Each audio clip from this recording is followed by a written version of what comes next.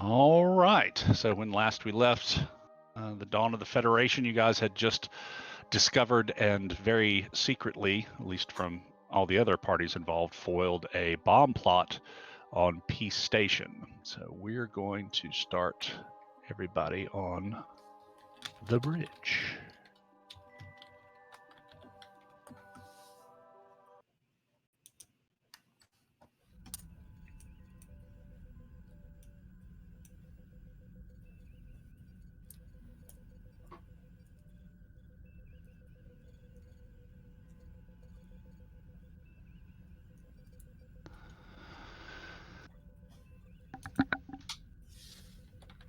I believe in the last episode I was already heading down toward the planet. Yeah, I think both of us were. Harrison as well. That kind of got muddled in the noise. So you guys, what were you guys doing? I'm getting in a shuttle pod and heading down. Okay. Yeah. You, the doctor, Osborne's already down there, correct? Or did he beam back up? I believe he was still down there. Okay. Because he was doing the security tour with Urians. Okay. So who's flying? Let me see. Me or the captain, or we take a designated flyer. Or because I'm assuming it would be. Well, yeah. I have a con of 3, so I could do that. Okay, I was gonna say my control con is only 12, so Okay. someone else might want to do that. So yeah, Captain, just to get you guys started with a little bit of momentum, give me a daring con. Well, I'll do it control con because you're not dealing any hazards. Difficulty 0. I do like difficulty 0.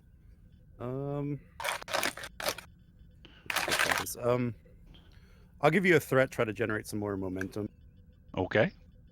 And you want me to roll for the shuttle pod? Sure. If you got one up. Yep. Wow, these shuttle pods are terrible. That's not like shuttle pods are great in any era, but okay. So you gain 3 momentum. They always seem to be a dime a dozen. We'll go to the theater of the mind. So are you guys?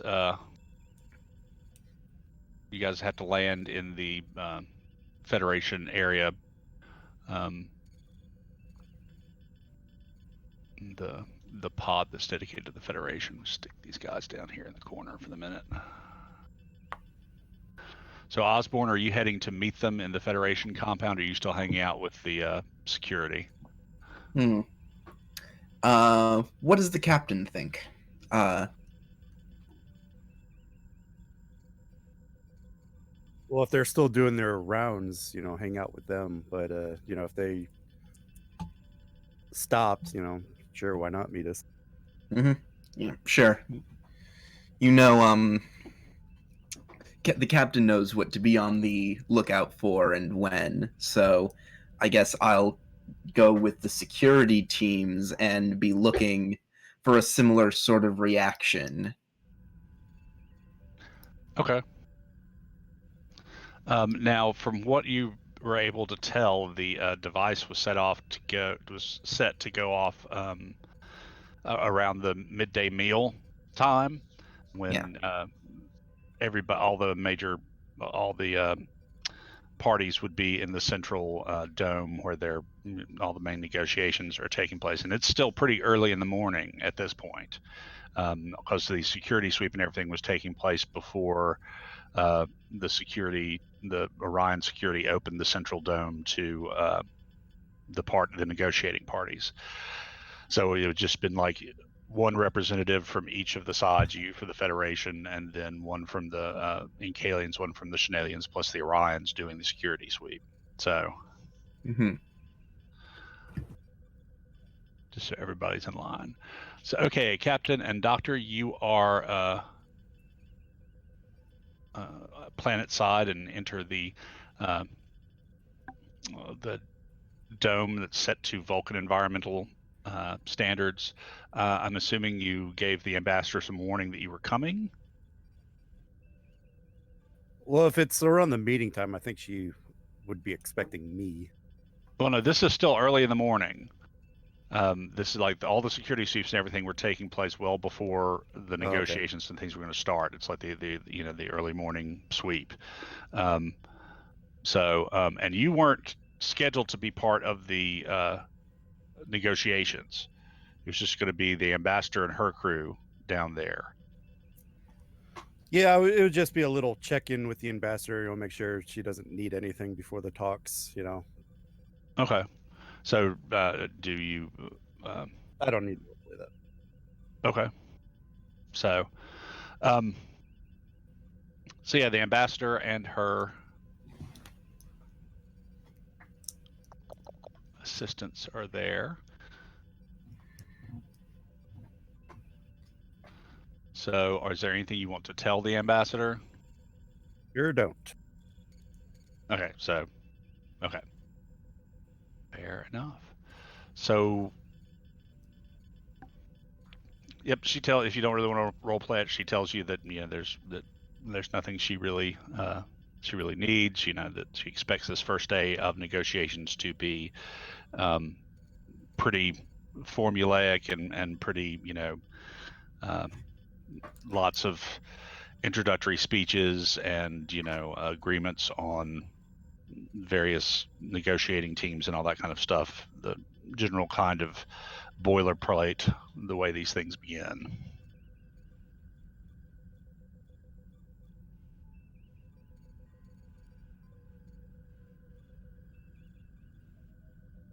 And I'll just basically be like, I look forward to seeing you work, ambassador. Learn a few. Right. And once the sweep is through, the Ryan security escorts each of the security officers from each of the three factions, Federation, Chilean, and Kalian, back to the entrance from the central dome to the quarters leading to their respective species domes. During the negotiations, at this point, the only security that's going to be in the main building is going to be the Orions. That's how it's set up. They bring in the faction security forces to do the major sweeps with them, and then they maintain security during the actual negotiations.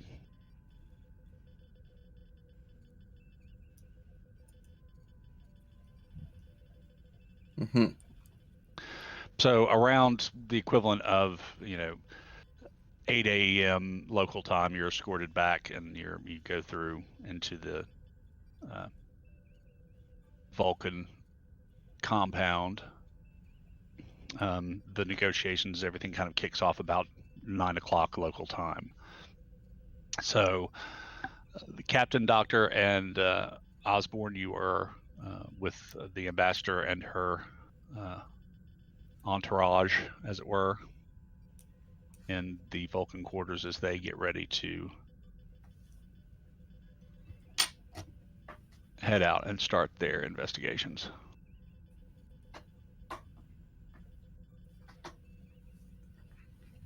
I'll pull Osborne aside. Okay. Hang on. Yes, Captain? Did you find anything else? Nothing as of yet. I reckon that we won't learn any more until lunchtime. Very good, as long as everything's set. I'll keep I'll keep my eyes open and inform you if anything changes. You'll be the first to know. Stay vigilant, Chief. My job. And as you guys wrap up, the ambassador and her assistants, all dressed in very formal Vulcan robes, they stand up and gather their pads and whatnot to proceed to the negotiations. I believe the human idiom is to wish us luck, Captain. break a leg. Um, I'll just kind of stare at the chief. Good luck, Ambassador. Tasal like cocks her head to the side and kind of raises one eyebrow almost into her hairline at Master Chief Osborne, and the three head into the corridor attaching the Vulcan dome towards the main negotiation dome. Well, shall we? Now, you guys aren't going to be allowed into the negotiations. Oh, It's just the diplomatic party. did not realize that. I don't Yeah. think ever. Cool. Did security sweep the room that negotiation is going to be held in first? Yeah, that's what Osborne and the other factions representatives and the Orions were doing. That's where he found the explosives. Or that's when I found the explosives. And where? In that central. Right. Right. Yeah. Just being cautious. Yeah. Each of the species-specific domes, the security in there is left up to the species' own security forces. The central dome is all the security is overseen by the Orions, and 3 times a day they bring in security from all 3 factions to go around with them and do their own security sweeps. That way everybody has that equal access and equal opportunity to. Actually, I just Yeah. had a thought. Something that I don't know if someone on the ship could work out, or based on my scan, something I could reason out. If those explosives had gone off, would there be somewhere safe? I think you can run that by the science officer. Or I'll say that's a reason security, difficulty 2. Okay, gonna spend a momentum because reason security is actually something I'm pretty. The ship's computer's helping. Nope, he's on the planet's surface. I mean, he's doing this with his hand scanner. Yeah. And his general knowledge, having actually walked through that entire space. Yeah, and I mean, I was there. I found the explosives. I know where they were. Right. And we get the momentum back. All right. Let me send you a quick thing. Because my reasoning is, what reason could you have to blow up this place if you didn't, sure, you could spark a war with this, but if you want to survive this explosion and come out as some kind of the hero that survived the explosion, Or a martyr. yeah, Martyr would have to die for it. that's what I'm saying. I'm saying this is someone who there's a possibility that someone might want to come out of this looking like the heroic survivor. That's logical.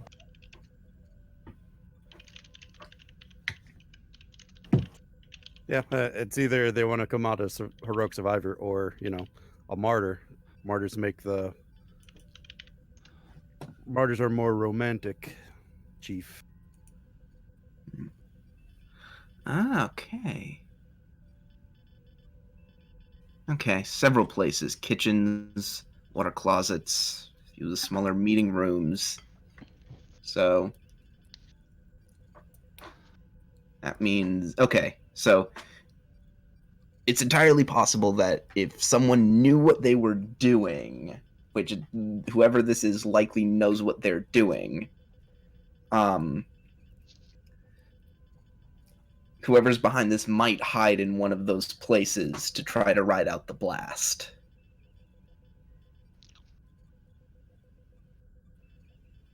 Good to know.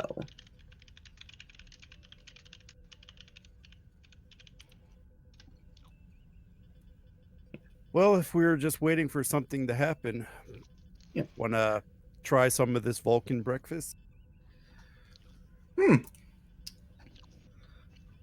See what we have here, and I assume it's some definitely vegetarian, It's Like- it's oatmeal, vegetable oatmeal.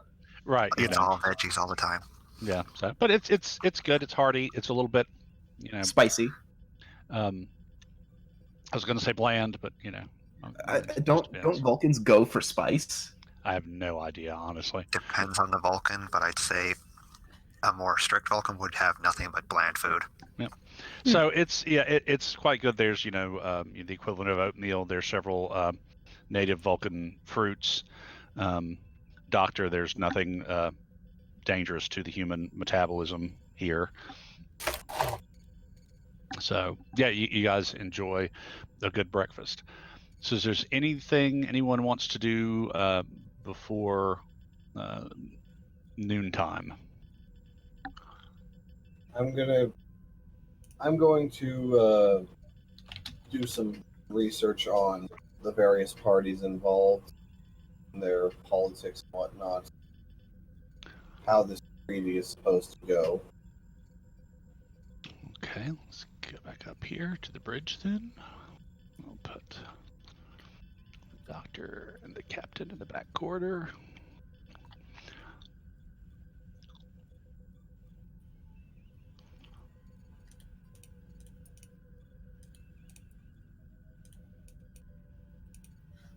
Is that okay?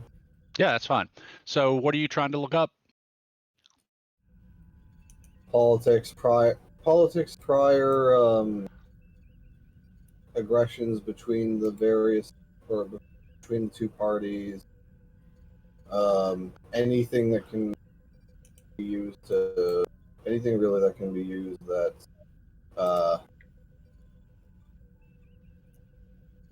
that somebody let's say that there is some, or we need to know where this bomber comes from. Like, where is this most likely conflict to have come from in these parties factions? Okay. Like, is there a splinter faction, a radical faction that wants war? All right. So let's make this a.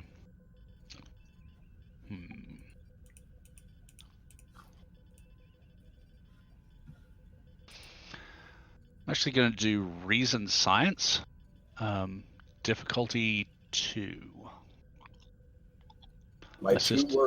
Two of my worst stats. Well, and again, remember you're the XO. You don't necessarily have to do this yourself, and it will be assisted by computer science. I'll grab the ship. Okay.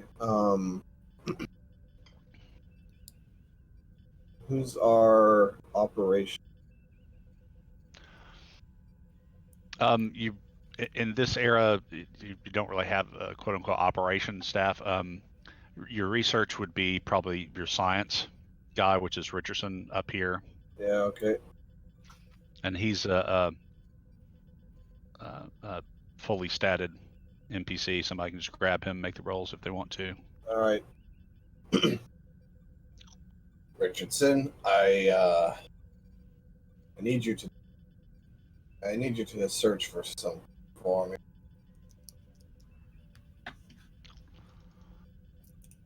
And whoever wants to grab Richardson can role play that out. Richardson, I need you to look up if there's any splinter or radical faction within the various parties. Within the various parties of the negotiation that would have planted those bombs.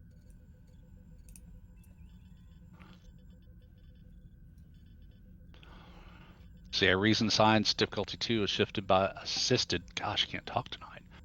By the ship's computer science. I'll roll for the ship. Wait, when did we get back to the ship? No, you guys are still on planet. This is the XO is doing this on the. Oh, okay. Just the map. Computers and science. Oh, I'm sorry.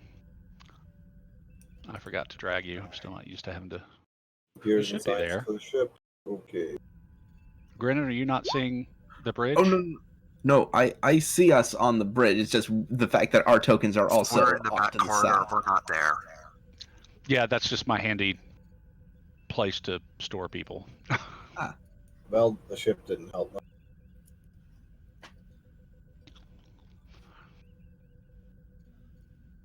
Okay.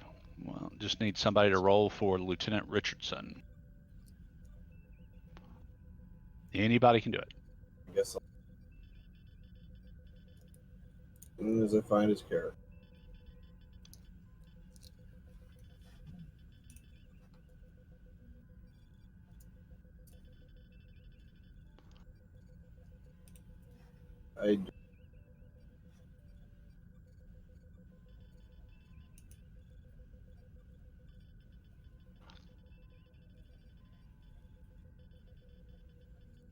Oh, there you go. So, reason science. Yes.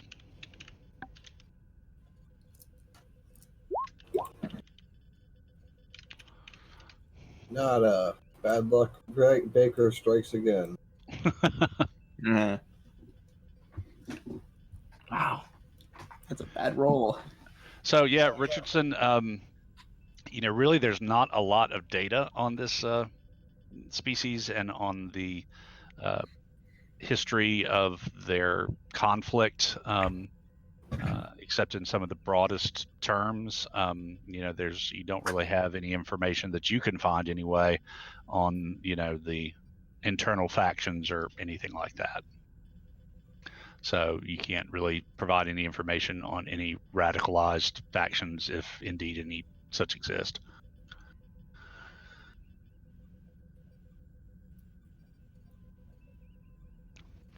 Right. Damn.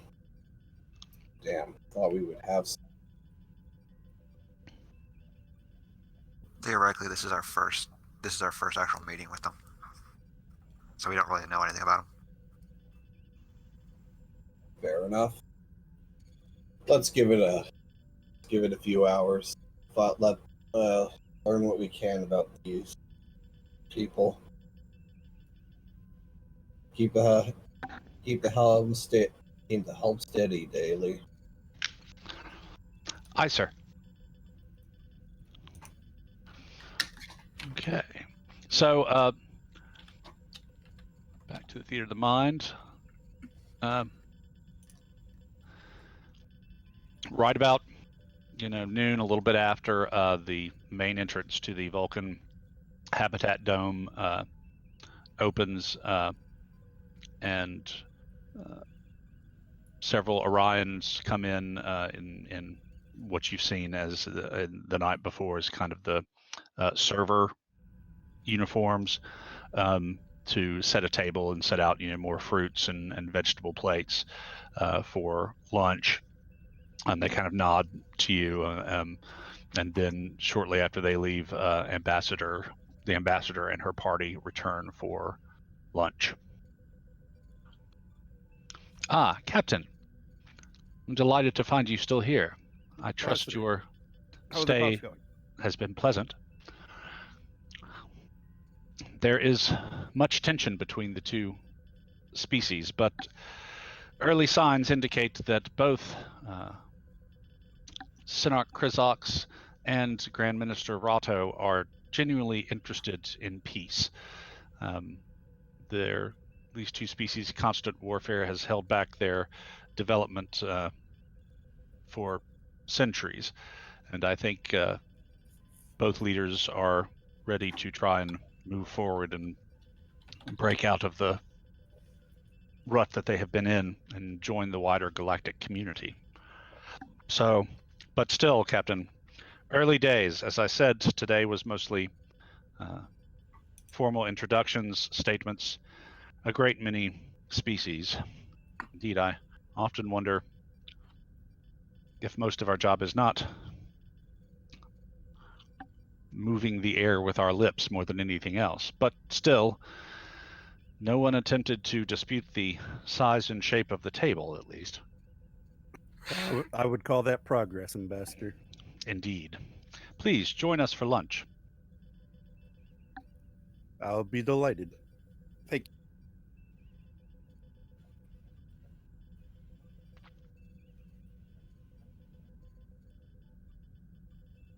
All right. So anything anybody want to ask the Vulcans or anything during lunch?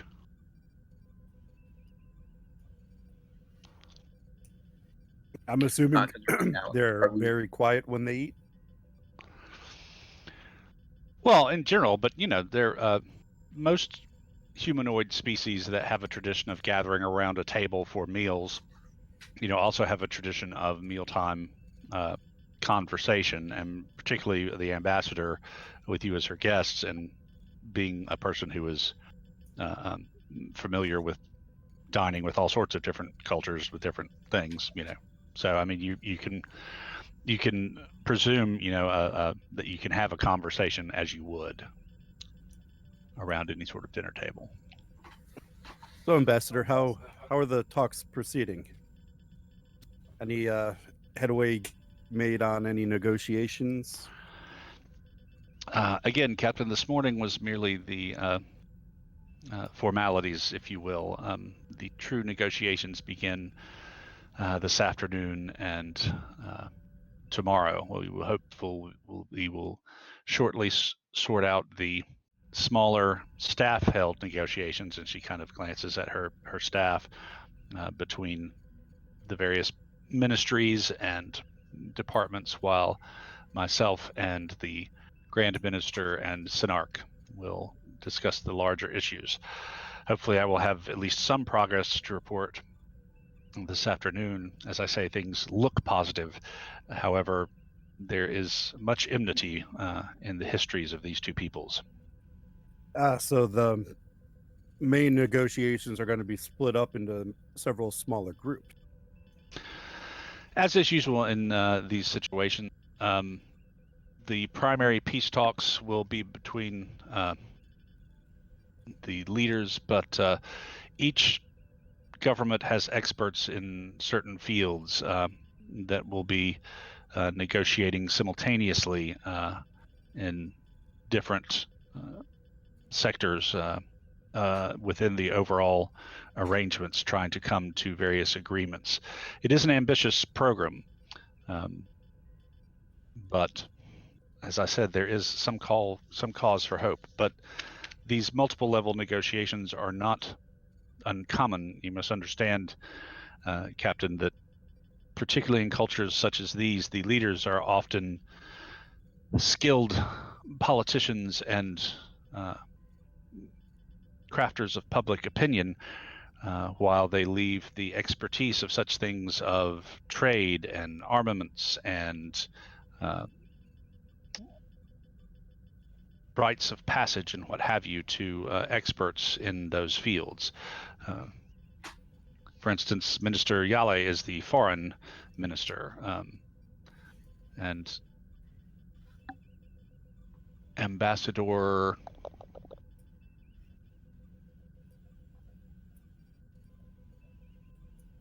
is he? Ambassador Zeta being something of as close to a specialist in the Incalians as the Shilneans have, will be key to several of these sub-negotiations as well. Oftentimes it is the assistant ministers and career functionaries who hammer out the details of these agreements, while the heads of state are merely the ones to put their signatures on it. It is a complicated process. And Or can do be. all these experts, do they share the ambassador's desire to end this conflict? At this phase, it is difficult to say. I do not believe that Minister Yale will be the easiest to convince. She, of the entire party, seems perhaps the most reluctant to find a peaceful solution. Although, forgive me, that is putting a bit too much emphasis on just a sense that I have. She seems dedicated to doing her job as directed by the Grand Minister, but also seems to, for whatever reason, have a great personal distrust for the Incalians. Centuries of armed conflict will do that, unfortunately. Indeed. And as foreign minister, her experiences with Incalians has been perhaps not of the most pleasant kinds. What was Go ahead. this minister's role in society before becoming a minister? Well, she is a career politician who did serve as a civil largely specializing in trade negotiations, as I understand it, with securing some regular trade agreements with parties outside of the 53 Aquarii system. She moved from career civil service into the more political realm perhaps 15 years ago, and rose rapidly to her current position as a foreign minister in Grand Minister Rotto's government.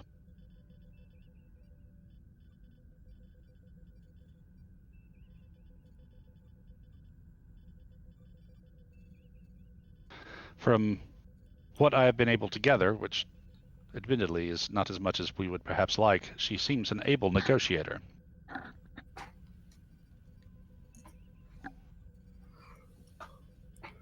Well, our trust is solely in you, Ambassador.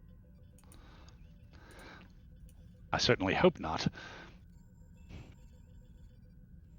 You are the representative of the Federation in this talk out, and your reputation far precedes your name. I appreciate your vote of confidence, Captain, but I'm merely the voice of our Federation.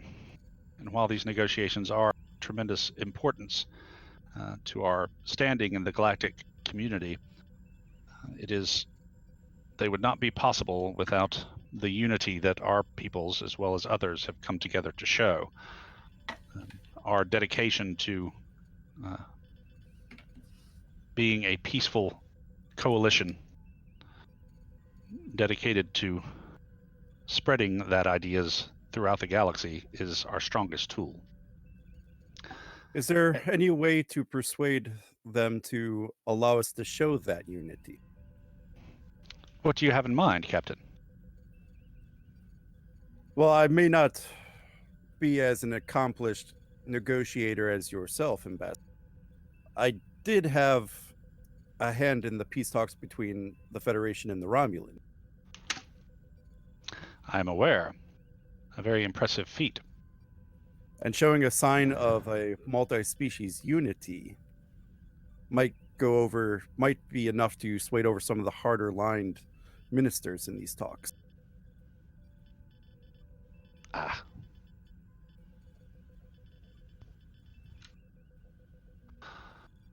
So you would like to be part of the negotiating team?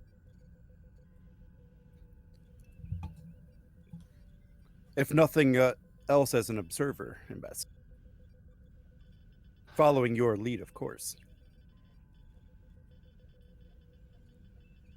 I believe we should be able to accommodate you. Although I would suspect the earliest that you would be able to join me would be for tomorrow morning's negotiations. Anything you can do, Ambassador. Of course. And your idea of presenting it as a show of the reality of the Federation's ability to coexist is both intriguing and I think perhaps exactly the right tone to strike. I understand you have an Andorian chief engineer? That is correct. perhaps if you could spare him from your duties, it would be a good idea to have him join us as well. Therefore, all three of the founding members of both the Coalition of Planets and the United Federation of Planets would be seen together. In a situation like this, with two species inhabiting the same, albeit very large, double system, the sight of three very visibly different species working together harmoniously could have a great psychological impact. And plus, the prior relationship between Vulcan and Andoria might also go to show how far we have come as an organization. Indeed. I like this idea very much, Captain. If you can spare your engineer, and the two of you are willing to meet us here tomorrow morning, we can put this plan into action. I am sure I could arrange that, Ambassador. Excellent. So the rest of the meal, unless there's any other role play you guys would like to do. I mean, I don't have any roleplay, but definitely keeping learned- an eye on everyone. I learned plenty in that. Okay. Harrison? If it is all right with everybody present, for the foreseeable future that we are here, I would like to at least be on the station in case there is a medical emergency. Certainly, Doctor. We have more room here than we needed. My delegation is much smaller, I think, than they were expecting. So we have rooms available for you. I will speak with our Orion hosts about modifying the environment in one of these rooms. However, I'm unsure if it has that kind of granularity with their environmental controls. Still, we can ask.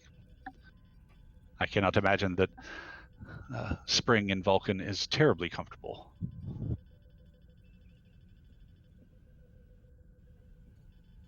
And fundamentally, it's not bad. It's, it's dry, and a little bit the air pressure is less than you're used to, and warm. If they cannot change the temperature for a single room, I can manage. So I spent a few months on Vulcan during spring. I can handle it again. Excellent. So yeah, you were shown to a spare room after lunch. Turns out the Orions can indeed fiddle with the environmental controls on a room-by-room basis somewhat. It's still going to be a little warmer than you prefer, but they are able to up the humidity in your room. So it's a little bit cooler than the rest, and definitely a little bit more moisture in the air. The room itself is pretty Spartan, very kind of Vulcan decorations, minimalist, but it's comfortable enough. Not a major change from how Harrison's quarters are on the Right, Aurora. right, and honestly, for somebody serving in time, it's not like the quarters for most of your career have been particularly luxurious. So, anything else anybody wants to do during the day here? I'm just keeping order along the ship at the moment. Yeah, there's nothing else I want to do on at the complex. There's definitely stuff I want to do on the ship, though. Okay. Yeah, and Osborne, you are invited to take part in the security sweep at the very end of the lunch break. There's another sweep, and then the security sweep at the end of the day once all the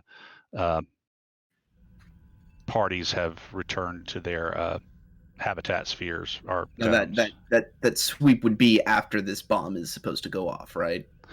Yeah, the sweep, like there's the early morning sweep, then there's the morning chunk of meetings and negotiations, a lunch break toward the end of that lunch break before any of the parties come back into the central area. There's another where they have everybody in, and then at the end of the day, after all the parties have returned to their habitat domes, there's a third sweep of the common areas again, and then during the day, the Orions are kind of sweeping that central area while things are going on. But those are the 3 times that you and the other 2 security officers from the other 2 involved species are asked to take part. All right. But I mean, I will be able to go to the lunch, right? Yeah. This is it. Take like there's a sizable lunch break, because the idea is you lunch, and then among yourselves discuss what's happening, and what your next Okay. what your next negotiating tactics are going to be, kind of like you guys just did with figuring out, oh hey, let's bring a human and an Andorian into this, and then so it's a sizable lunch break, and then at the for the last half hour, 45 minutes of that is this big security sweep. Okay. Yeah. So if you're doing the sweep, is there anything particular you want to scan for, look for, any of that stuff? Oh wait, so have we already passed the point where that bomb was supposed to go off? Oh yeah, I mean, you had lunch with the ambassador and the people. From your calculations and from what the ship and you figured out, it would have gone off right before the lunch break. Yeah, right about the time to break for the midday meal. I had put forward a thing where I said I want to be on the lookout and see if anyone has a strange reaction at that time. You'd have to ask the Vulcans, because we weren't in that room. Oh. Yeah, you guys weren't in the only people being allowed into the negotiation themselves into that central dome, except during the times of the security sweeps. Yeah, I didn't know we weren't allowed in there either. Are the ambassadorial negotiating parties. So this thing was actually supposed to go off during a negotiation thing before the lunch? Right. It was set to go off right before the midday meal break. Oh. Because negotiate in the mornings, then everybody backs to their habitat domes for lunch, comes back in the afternoons, back and to their habitat domes for the rest of the evening or whatever, unless there's some sort of, reception or something. Okay. I follow now. I was a bit confused. Sorry about that. So did you want to ask the Vulcans anything? The Vulcans? No. Okay. The Vulcans aren't my concern, really. Right. Literally everyone else. Okay. Fair enough. So, Doctor, yeah, you're just kind of hanging out there. An Orion comes in at some point, ask you if there's anything specific you need, and if there's any dietary requirements that they need to be aware of for you beyond what they're serving the Vulcans.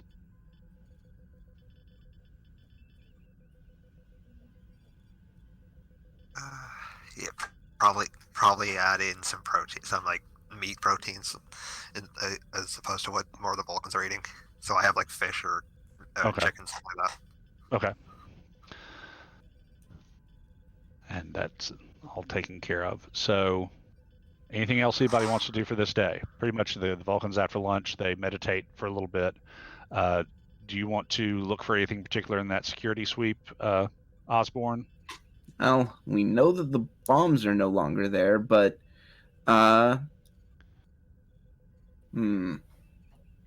the post-launch security sweep. Mm-hmm. I don't know.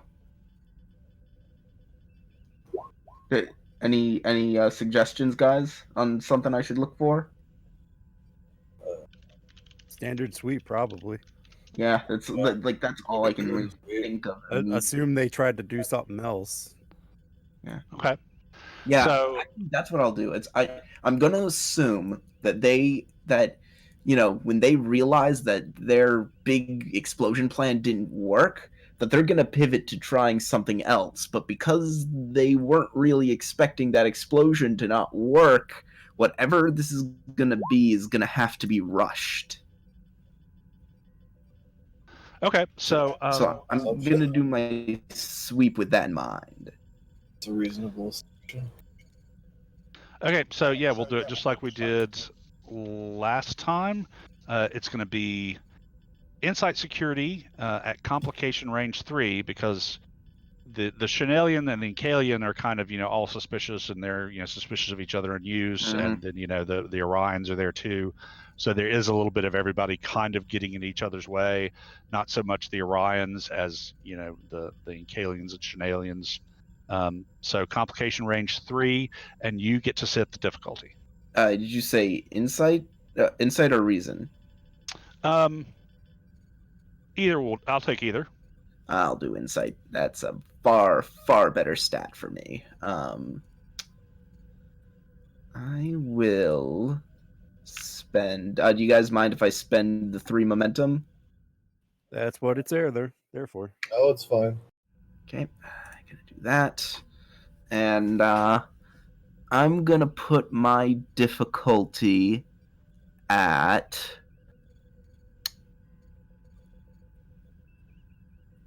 I'm gonna put my difficulty at 5, I think. Okay. Focus of investigation?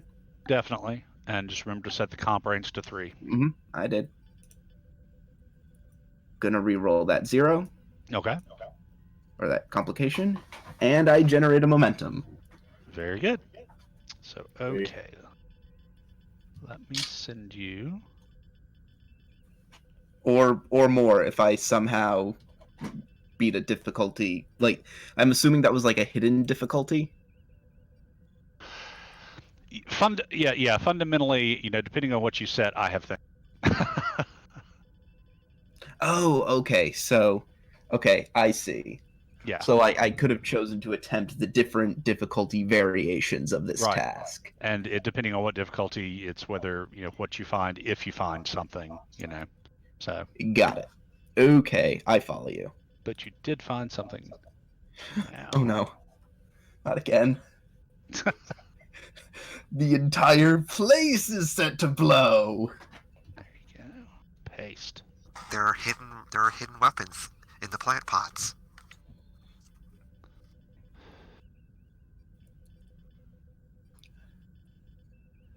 I sent you something.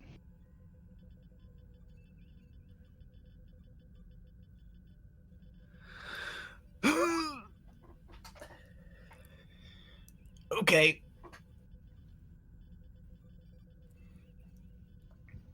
I have an idea. I see that those sensors are there. Okay. So, I need a moment to pull the captain aside. Okay, are you going to do this after the sweep, or are you going to step aside and contact him? In that case, what I need to do is I want to do a check to see if doing something with these would be possible. Would it be possible to, using maybe a small device, foul those sensors and maybe even possibly force... So, it says a targeting sensor. Does that mean that they're like weapons? Well, what's the... Think of it as, in our terms, as painting a target with a laser from the ground to guide in some kind of munition. Basically the targeting sensor, when activated, you can't really tell what kind of weapon system it's done, but it would basically, somebody could fire a smart munition of some kind that would kind of self-direct to that point, or it's sending out a signal where somebody in a kind of, if you're in a situation where a sniper could be employed, that would provide a targeting signal for someone, so they wouldn't necessarily have to have a really clear line of sight. And is this the kind of the room that I'm in? Because what room am I in? This is in the main negotiating rooms. Oh, okay. Circular room in the center, same place where the you found the explosives earlier okay. today. So Now the seating arrangements were settled during this morning's meeting. So for someone to know where these heads of were sitting, they had to be in that room. right. Okay, that narrows down our suspect. And these things are not obvious or easy to detect, hence difficulty 5. Mm-hmm. Fair enough. Would I be able to reverse the functionality of them so that instead of targeting I'm just trying to think of the way of putting it. I want to make it so that instead of pointing out to someone where the target is, I wanted to see if I can make it so that this will point out where the shooter is. You know what I mean? Change its functionality so that not only am I making it so that they won't be able to get a clear lock, but Right. it'll, if I'm hooked up to it, it'll point me to wherever it's transmitting to. Well, because this is one of those things of what I thought earlier was correct. This is, I don't want to say sloppy, but this is much more risky. Someone's actually going to have to take a position and there's going to have to be someone physically getting in position and taking a shot. Yeah, but what you are talking about doing, just to kind of clarify what these things are, they're not broadcasting a signal to a particular point. There's just something to be locked on to. Okay. In that case, I just want to make it so that instead of making it really obvious what you're supposed to be hitting, I want to set it so that it obscures. Okay. You would need to be able to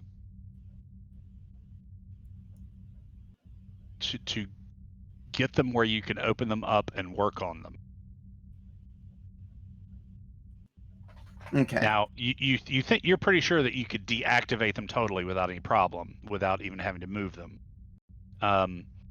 But to alter them to do something like that, you would need to get them somewhere where you, and honestly, probably an engineer, could get in and do some reprogramming or what have you. Not something you can do kind of just wandering around. Okay. In that case, I'd rather just deactivate them. Okay, sure. Control security diff 1. Awesome. We still have a momentum. I'm going to spend it just for the sake of the reroll. Do you want to just deactivate them, or do you want to make them inoperable? In other words, you can just turn them off, or you can break them so that I want to make them inoperable. Okay, so then, same roll. Okay. I'm going to spend a momentum for a third die down to comp 1. Standard comp, sorry. Okay. I do not have a focus for this. It's what's the check? Control security diff 1. Okay. Control security. Wow. 3 momentum. Yeah. Nice roll. So yeah, you very quietly just kind of drift by, and you use your hand scanner to send a little overload pulse that just kind of fries it, both of these things, and you've deactivated it. That was the only thing you found in this sweep. Yep. Well, and as I said, whoever did this had to do it in a rush. Are there more rooms that I have to search? Yeah, well, the reason the security searches take about 45 minutes, not also because the various parties are kind of tripping over each other a little bit, but because you're going into the kitchens and the coolers and the the food storage areas and the restrooms and the little side negotiating rooms pretty much throughout the central dome. Okay. Well, can I think of anywhere else? Because now I'm starting to put together what their aim is. Because the bomb would have killed a lot of people. Right. With these sniper sensors, it would have killed 2 specific people. Their end game is becoming a bit more obvious. Is there anywhere else I can think of where those 2 people would immediately be in the same place as each other? Like where they would be obviously in the same place as each other, and you could plan around that. Assuming that neither party or none of the 3 species invites the others to their habitat dome for a reception or something.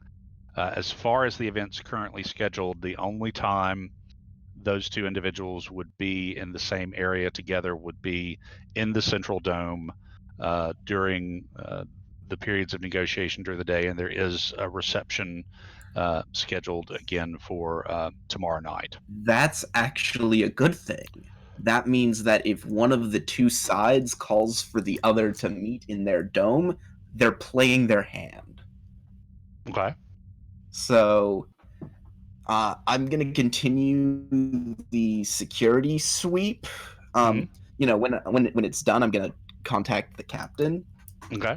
But I'm going to continue with the security sweep. Yeah. Everything else is copacetic. Yep, about what I figured. And give me an insight security difficulty 1. Okay, gonna spend another momentum just for the reroll. Would an investigation focus come into play? Yeah. Okay. Complication range 1 or 3? Yeah. Same. Standard. Okay. Gonna reroll that complication. Nice. So 2 momentum gained. Momentum. You also don't think that anybody, the Orions or the other security forces, have noticed what you took out of the walls.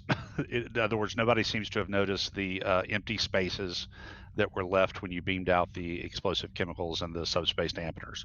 Awesome. Oh, was that insight security? Yeah. It doesn't matter. I rolled well enough anyway. Okay. That was a 9. So. Okay. So. Actually, my insight security is better. So yeah, if you want to role play your report to the captain, go ahead. Yeah. Do I go back to the ship, or where is the captain right now?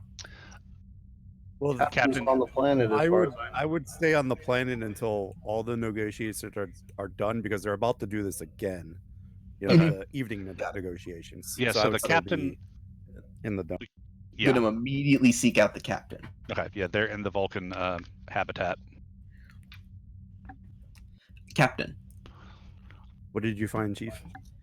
I found something quite interesting. I found in the seats of the 2 heads of negotiations for the Shilneans and the Incalians, 2 sensor lock devices, likely designed for some kind for interface with some kind of smart projectile.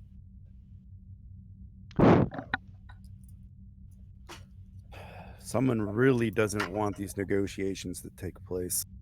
Right, but on the bright side, I was able to deactivate both devices. Now, that brings up a problem, though. I'm not able to get it to a point where I'll be able to stop a sniper from taking a shot anyway. But I got a good enough scan of them. Maybe the Aurora could try something. focused scattering field, perhaps. Yeah, let's set it up. GM, what was the name that you mentioned? There's only one name that you mentioned in the ambassador's talk.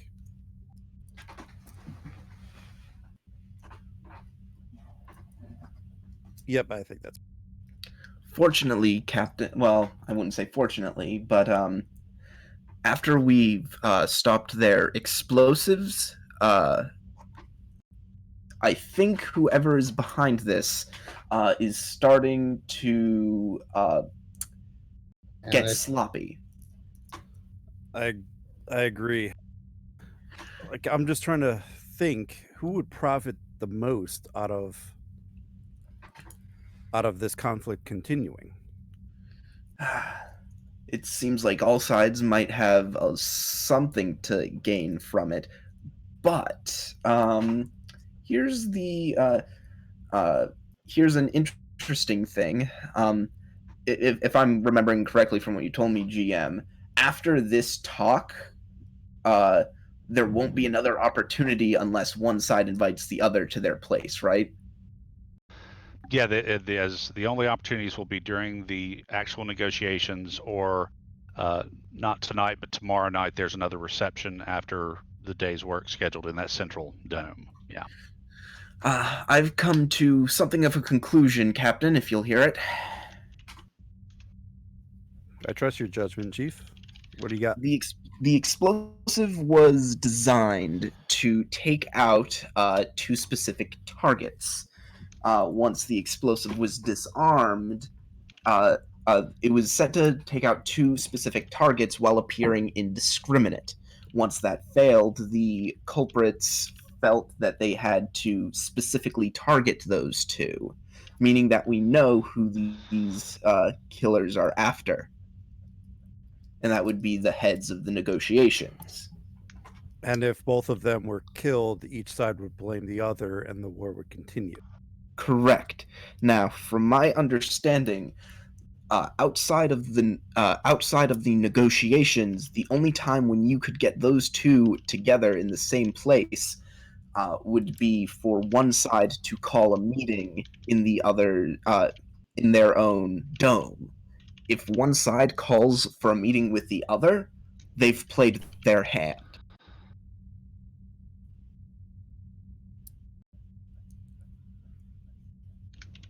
Assuming, of course, this is at the government level. That is correct, of course. It's entirely possible that neither side will call for a special meeting. But if one side does, that makes the entire prospect highly suspect. I agree. In the meantime, however, the employment of any kind of a sniper, gunman of any sort is a huge risk, one that I hope to take advantage of. Well, lay out a plan, Chief. As I said, we'll see if the Aurora can set up some kind of a scattering field. Meanwhile, I'll attempt to determine what spots might benefit from an improved targeting system, because, as mentioned, employment of a targeting system such as that means one of two things: either the weapon itself is not particularly effective, or the vantage point is not a particularly good one.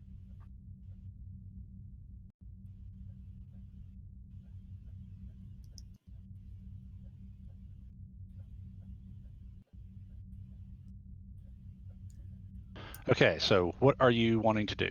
Well, I'll leave the captain to coordinate it, but I want to see if the Aurora can set up some kind of a dispersal field. Keep it on the down low, mind you, but set up some kind of a focused dispersal field that might disrupt a smart projectile.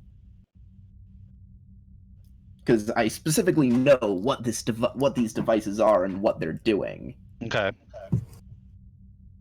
So basically, have the ship be scanning for any projectiles launched and try to intercept it or disperse the targeting pattern Yeah. of it. Well, specifically, I know what these targeting sensors are and how they work vaguely. So I want to see if someone on the ship can like match what their frequency was supposed to be, and then just broadcast a broadband and just totally mess it up.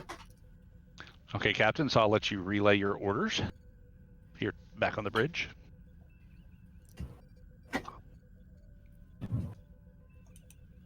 Well, this would probably be a communication because Yeah, well, I figured but you would need to call the ship, so. Vogel to Aurora. This is Baker. How's it going, Captain? Things are getting interesting down here, Commander. Interesting how? Like, interesting good, interesting bad? We might have a sniper among us. Okay, so bad. Yeah, say the least. Chief Osborne is going to detail a plan out. I want you to follow it. And in the meantime, I want you to look up a foreign minister for me. And I'll send him the name. Right away, sir. Supposedly, she was a traitor before entering civil service. And there's something suspicious about her because she's one of the major voices against a peace treaty. And I'm wondering if perhaps she's funneling weapons. I put her name in the Discord there for you. Right. Thank you. And then I'll let the chief relay the plan. All right. Because this is over the captain's head. Listen carefully. I'm about to send up a sensor targeting frequency. I want you to try and find. I want you to try to set the communications and deflector systems to match this frequency. And once the negotiations start, I want you to bathe the entire negotiation room in a broadband spectrum of this frequency. Okay.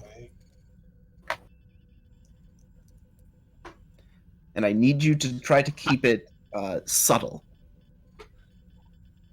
Sure thing.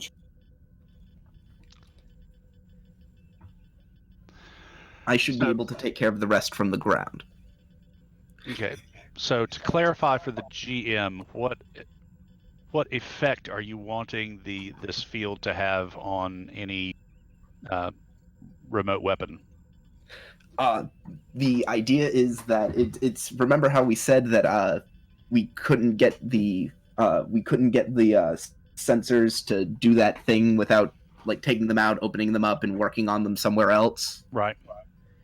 I'm trying to see if we can get the ship to do that, basically. Okay. So you're if anything gets launched or somebody tries to snipe they won't be able to get a lock. It'll just show the entire area, basically. Yeah. Okay. All right. So this is actually going to be a communications task. Yeah. Okay. That's what I kind of figured. Cool. Who's our comm officer? That would be me. That would be one Lieutenant Merrick. Lieutenant Merrick, I need you to start scanning for this. Well, not scanning for it, but preparing to broadcast this signal. Prepare to broadcast this signal at this frequency. Aye, sir. And as for you, I look over to. We don't have ops, so and our security guys down. Who's the one? Tactical, I guess. Yeah. Who would do sensor sweeps on this in this era then? We don't have our science officer with us. We have Science. We do have a science officer with us. He's Yeah, right okay, there so next to Richardson you. again. Yeah, Richardson again. Yeah. Yeah. So I've Richardson scan for the subspace dampening fields. Okay. So somebody can pick up Richardson. Meanwhile, Merrick, you know that the base below is protected by kind of an both an anti-transporter field that you had to get through to do the beam out of the explosives, and also standard security field. So the field you're trying to project is going to have to compensate for those frequencies to get through. Now you already have those frequencies, but still it's going to be a little tricky. So this is going to be a control engineering difficulty 3, complication range 2, assisted by the ship's communications engineering, I think. Yeah, that's about right. Yeah, I'll roll for the ship. Yeah. Communication Wouldn't engineering. it be better to set up a device locally? Because they may be.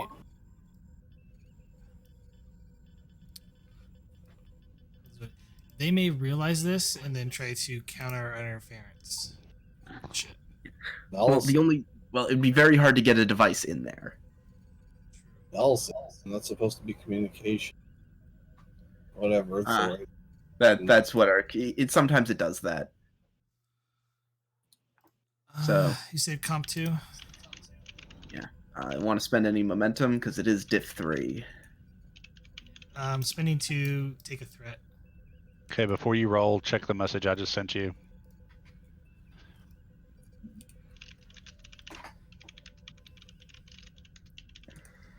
Just so you're aware, Commander, by doing this, that we will be more than likely be detected because we are protecting it. They will be on to, if we're trying to maintain some level of secrecy, they will know, without a doubt. I'm role playing with the commander here.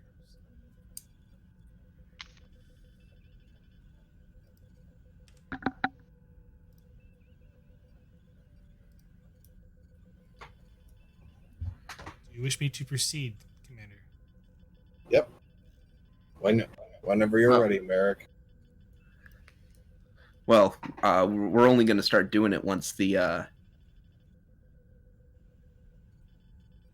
we're only going to do it once the negotiations begin. We can't have it ongoing. The negotiations are going to Without them just a questioning minute. us. Hold on. Too many people are over talking with each other. What'd you say again, GM? Lunchtime is over. You're just finishing up the security sweep. So after you and all the security officers get back to their respective domes, the ambassadors and party are going to move back in, and then the negotiations will resume. So it's just, 15, 20 minutes.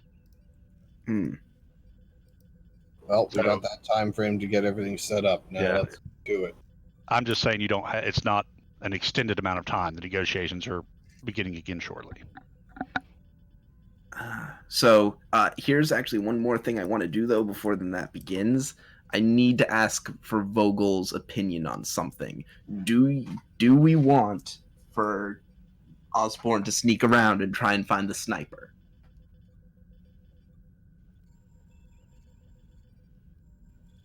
If we can somehow draw them out, I'd say yes.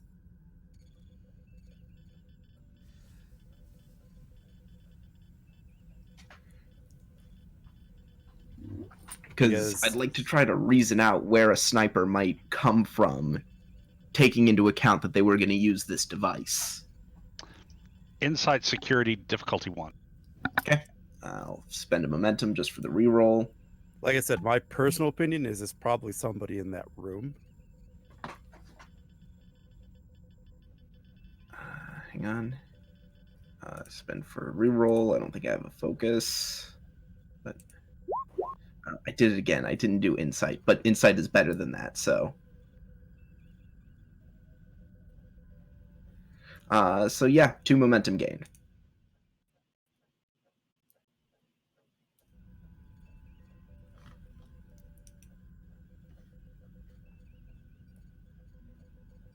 Well, getting 2 momentum back is nice. Yeah. All right, I'm typing you something right now, Osborne. I see your message, Merrick. Let me finish up with Osborne. I'll be right with you.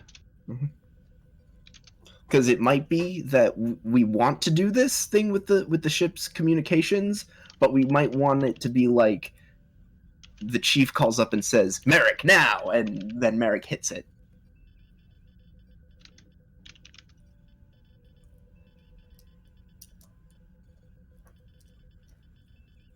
Could be.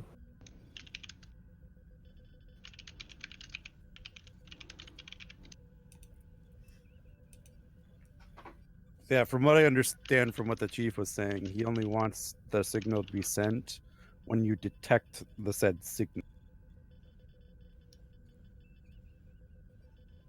Not an ongoing thing, then. Right.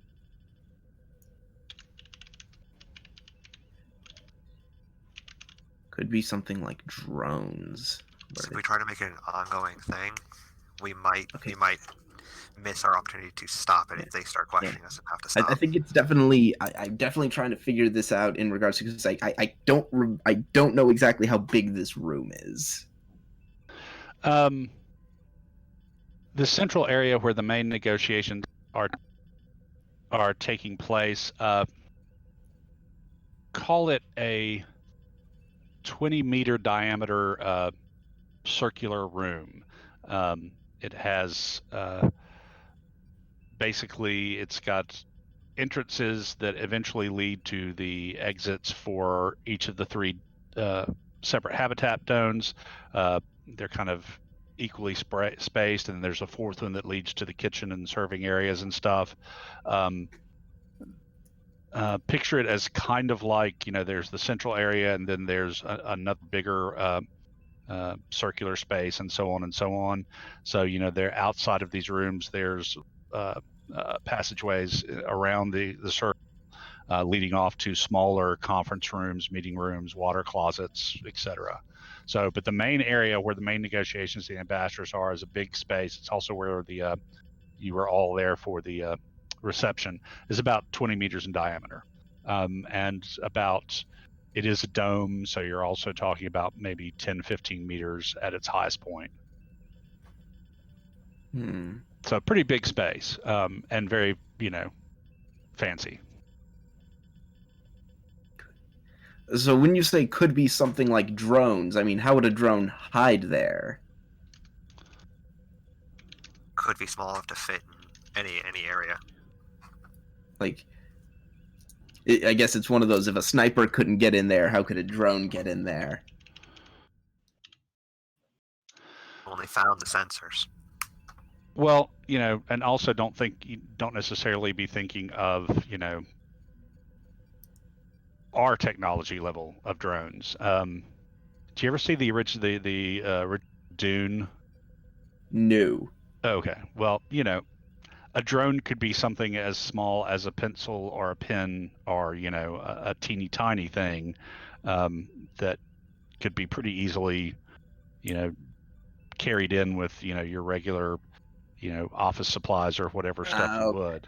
Yeah, I mean, they're not these gigantic things necessarily. I mean, they particularly using a targeting sensor, you just want something that's going to home in on that sensor and get whatever's between in the way.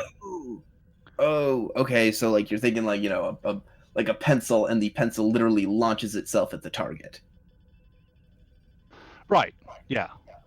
That kind of drone is what I'm talking about. Not like the drones of our era. Although who knows what the CIA has, are more likely than Mossad.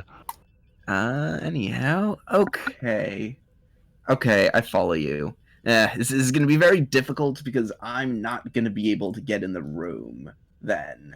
Because if we're not dealing with someone trying to fire from a distance, I'm not going to be able to get close enough to make a difference. Yeah, I mean, there's no windows or anything on this. Yeah. planetoid. But and remember, you did fry the transmitters. They're not, the targeting sensors are non-functional and they can't be turned back on. Yep. Okay.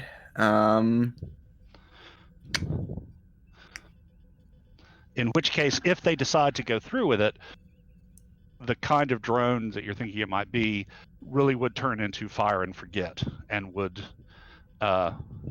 totally expose the person firing them.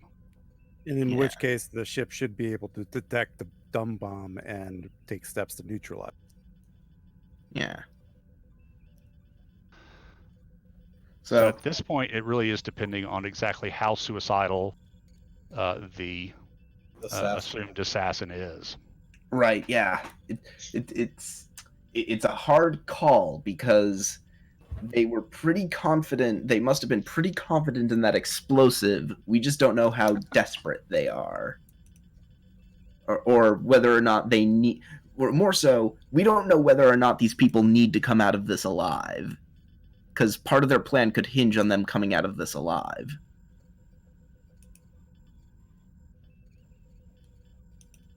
I leave that decision up to the captain, honestly. Well, It sounds like we have a lot of options, but it's the captain's call. yeah, I mean, if the things are neutralized, all really we have to tell the ship to do is scan space, and if anything comes toward the planet or the conference, intercept it. We have improved sensors, right? I don't think so. No, No, we don't. we're pretty bare bones in what we have. So yeah, so really the ship should be running active center sweeps. And yeah, like I said, if anyone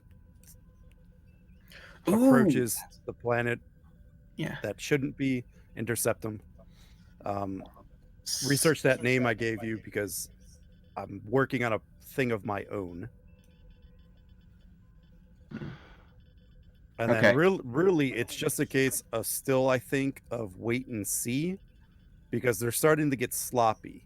And if we're running on the assumption that they don't want themselves to become a martyr, like they value their life too much, they're not going to take drastic steps. Right. And so I think it's another case of drawing them. They could have packed in far more explosives and blown the whole place to kingdom come. That would have been a much more powerful message. Right. Yeah, no, I think they're just trying to take away the abilities to negotiate to continue the war. I think that's their whole goal. And it's just drawing out the who now. Yeah. All right. So, somebody grab Richardson and give me a reason science. Difficulty 2, so assisted by the ship's sensor science. There's operations as a focus. Yep. And no increased comp. Nope, standard complication. Okay. Then I'm just gonna roll it flat. Yeah. Okay. Let me send you a message for Richardson. Did the ship roll in that? Yeah, I already rolled for the ship. To roll sensors. That was for another roll that never happened because And that was communications engineering. we never did that roll because it's not sensor science. Yeah, need sensor science from the ship. Okay. Give me a sec. Sensors.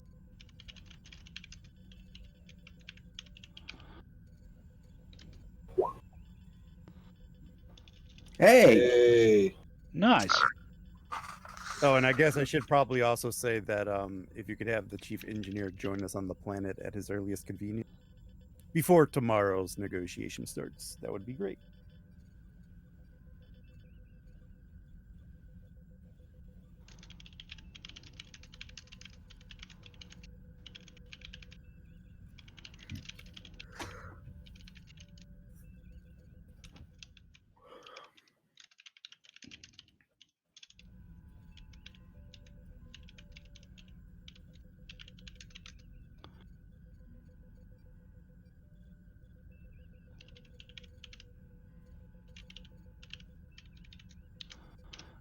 Okay, Harrison, I sent you a message for Richardson.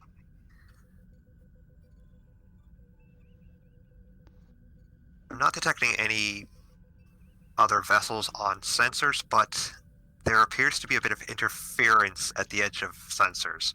Maybe a sensor ghost or a glitch? Not sure.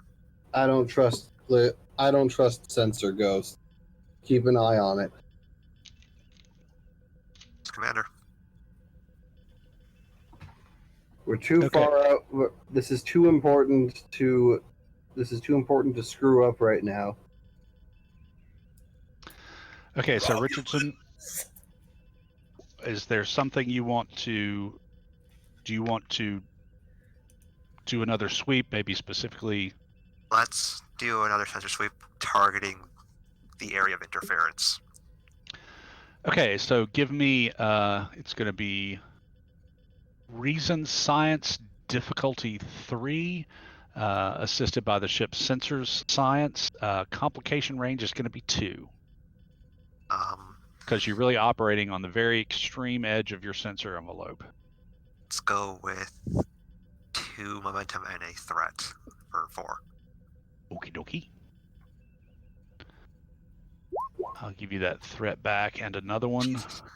Can I spend a momentum to re-roll the ship's roll? Not unless you have a talent that allows you to do so. Yeah, it's a whole thing. I got a reroll, and I think we can squash the second one for my roll. Yeah, we can squash the second with 2 momentum. Yeah, squash the second. I mean, you can squash the one from the ship. You have the momentum to do it. Enough momentum to squash both. Yeah, technically we do. All the squishing. Okay. What was the difficulty? Difficulty was 3, so it looks like you definitely got the roll. Did make it. Do what? We Yeah, you did did make it. Yeah. It was diff 3. You had to match or beat. I matched it. Yeah. So you got it. Let me send you another message real quick.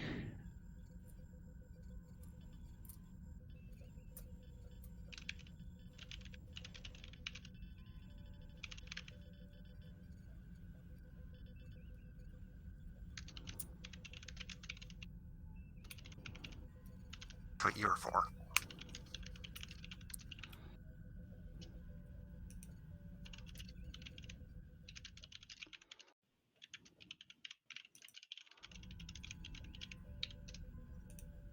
There you go.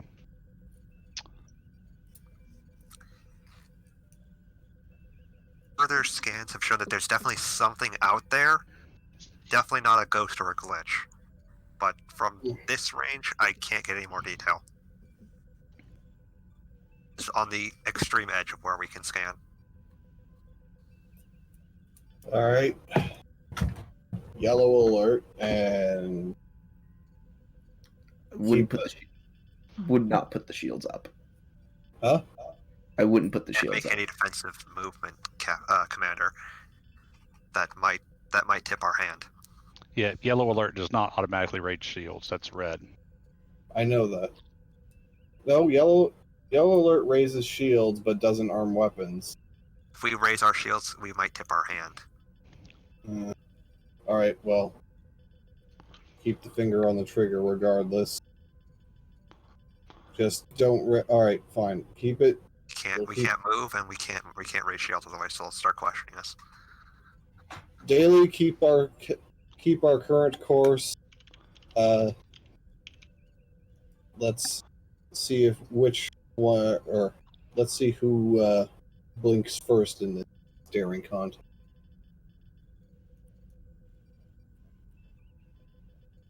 No, shields are not raised on yellow alert. Everything's just brought to increase readiness. It's red alert that automatically.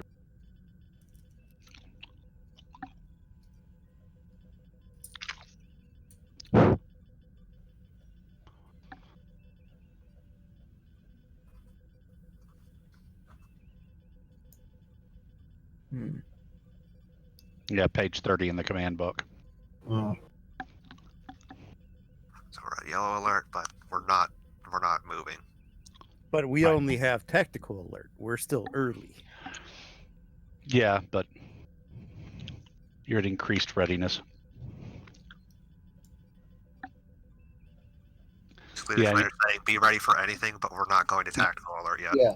Yeah, and in your case, tactical alert automatically polarizes the whole plating. You have to give the specific order to raise shields because that's a new, not quite fully integrated system. Yeah. Even still, if we do anything that shows that we're getting ready for something to happen, that might tip our hands. And if they Yeah. sense that our hull has changed in any way, then again, not good. Well, I'm not putting on tactical alert, so Yeah, at this point, everybody's kind of ready. Everybody's at their ready stations. You're just on a higher alert status. So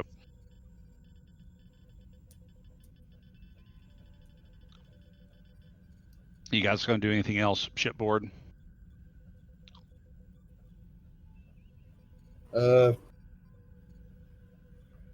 not that I can think of. Anybody have any ideas? The name I gave you. Right. Right. The foreign minister, right? Right. Yep. Really, I'd need you to look into her past, whatever you can find. Richardson, I need you to look into the Chilean foreign minister, Evely Yele, This is probably better suited for Merrick.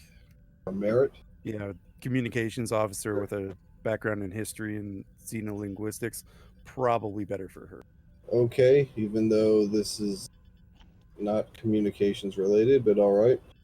Well, the thing is, there's not much about these people in this Federation database. So to get this information, you're going to have to do All right, some kind I'll of send- query from I'll this send Chilean. whoever's the most competent at it. In which case, I guess would be Merrick at this point. Yeah, I mean, Merrick has an engineering and a science scores of 4. So really, anything that's not sensors, you should probably have Merrick do.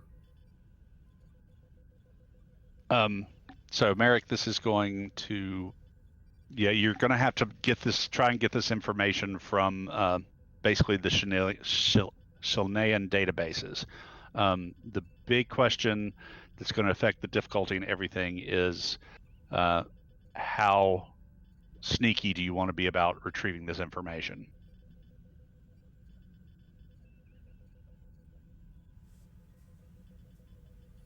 It's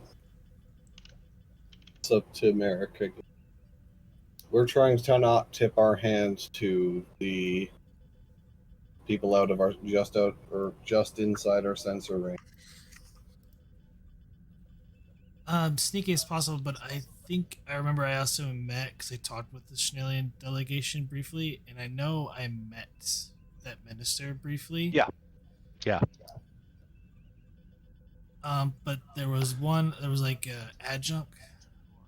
Yeah, the adjunct who was asking you all the question, kind of big-eyed and young. Haley Owen. I'll put that in the chat.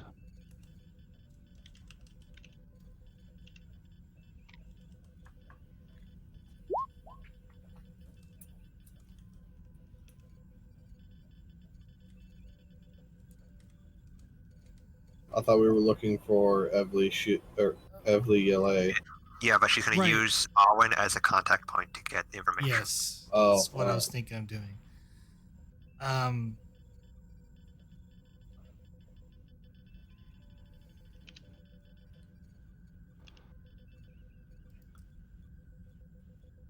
Permission to go to the planet, sir. Sorry, not used to playing a character in the big chair. There may be someone on the planet surface that can dig up some information on the minister. All right. Permission granted.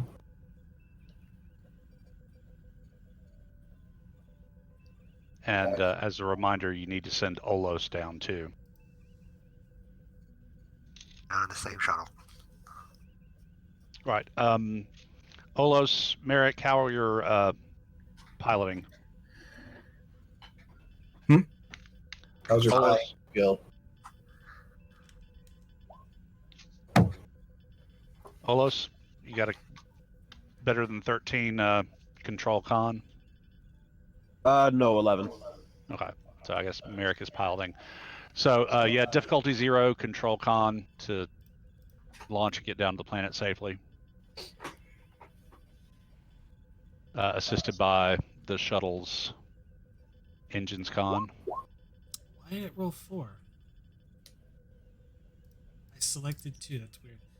It's double zeros. Luckily, it's difficulty 0. Well, it's difficulty 0, so you don't crash. And you want to roll the shuttle engines con, just so you can get that sweet complication. Not really. You want the complication? There's always want a complication. Makes their jobs more fun. Please roll the shuttle's engines con.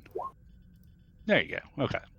So no momentum gained, but you get down safely, and now you guys are Checking my sheet. 'Cause it's not... on the planet.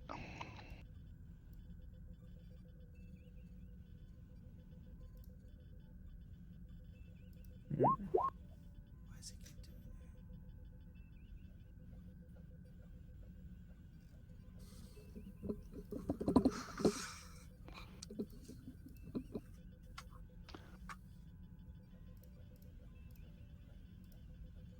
That was to roll 4. that? No, it's rolling the wrong stat though too, even though I select it. Weird. Thank you, Roll20. Yeah, I'm reloading. It was being a little It's the worst funky luck we last can night do, too. that's fine. Well, you know, Roll20 just is getting overwhelmed lately, I think. So, okay. Meanwhile, back on the planet. Got Merrick, and we got Olos.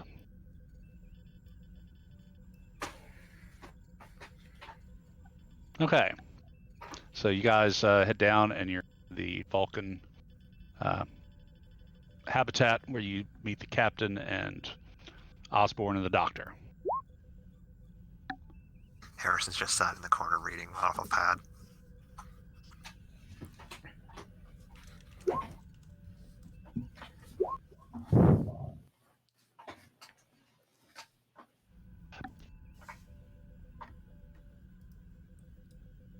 Commander, Lieutenant.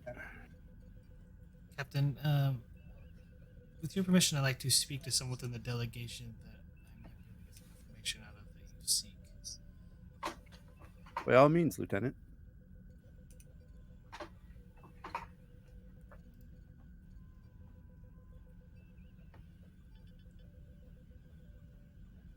And Commander, the reason why I've asked you down here is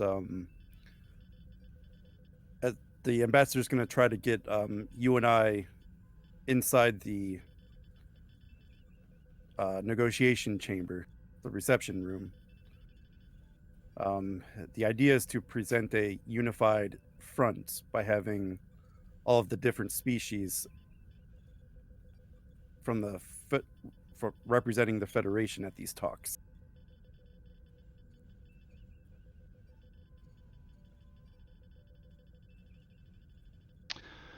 So, Merrick, what are you up to? What are you trying to do? To find Haley. Okay, so you're in the Vulcan compound. She will either be in the Chenalian compound or the dome, rather, or in the main negotiating bit. I will go to the Chenalian compound first. Okay. Whichever place I So- have access to. Yeah, you're not going to be able to get to the central negotiating thing. You can, yeah, there are comms if you want to contact to try and find out where she is. I'll do that. Okay.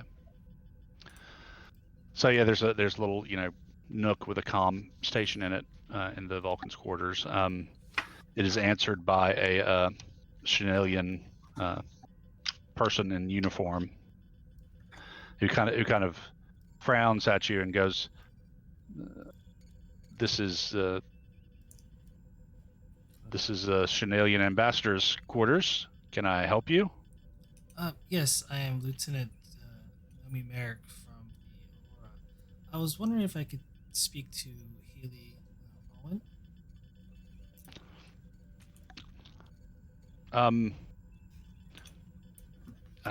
Miss Owen is here. Can I ask what this is regarding? More personal. I'm a linguistics, and I was hoping to broaden my understanding of your culture and language. And I started speaking in Chenalian. Huh. You even have the accent of someone from the southern continent. Please hold the call. Let me check with my superiors. And there's a little Chenalian symbol comes up for just less than a minute, and it comes back and says, "Connecting you now." And then on the screen you see Haley appear. Oh, Lieutenant Merrick, right? Yes. What can I do for you? So nice to get a call from here. I'm kind of going crazy, half from boredom and half from not knowing how the negotiations are going. I understand how you feel. No, I was just wanting to broaden my understanding of Chenalian culture and everything.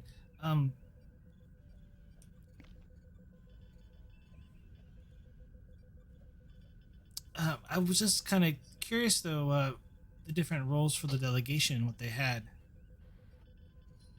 Oh, okay, sure. So, of course, Grand Minister Rato is our head of government. He's technically leading the negotiations, although the nuts and bolts and nitty gritty will be more under the authority of taken by Foreign Minister Yale, my boss. And then Ambassador Zeta is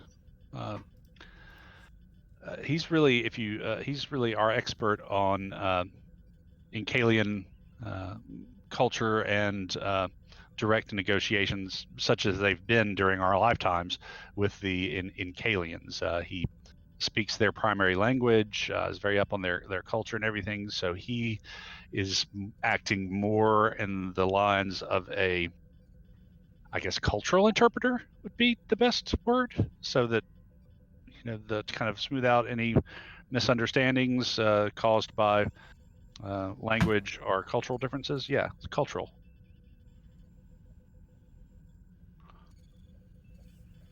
Oh, I see. I know when we last spoke, your boss didn't really seem all that interested in these negotiations.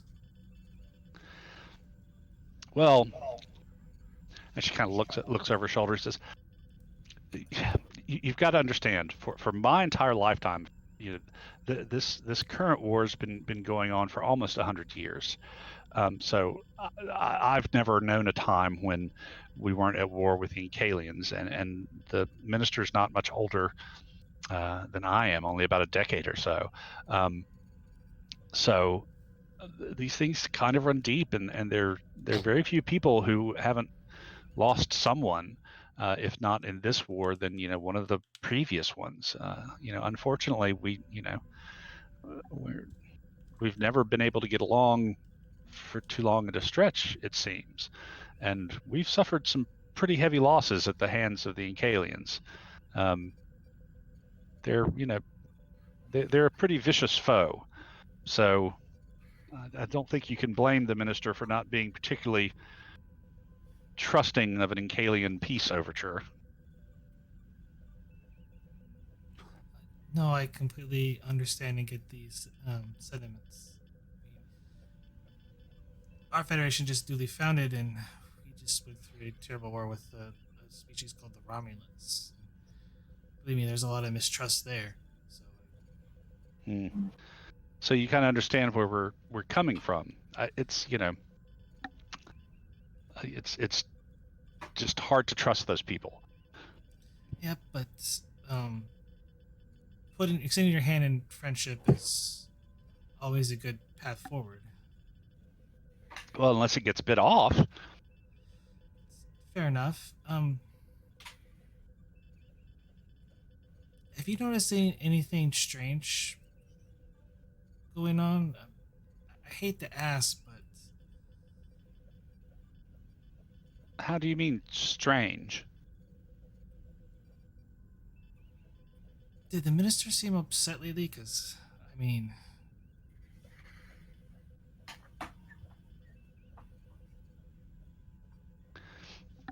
Well, you can't really expect me to reveal any kind of internal talks or things going on. I just, I can't do that. I apologize. I'm sorry. So, but it's a tense time for all of us, and you granted a hopeful one too. But it's the minister's job to make sure that the Encalian interest is served no matter what happens, and that I can promise you is her focus and all of our focus.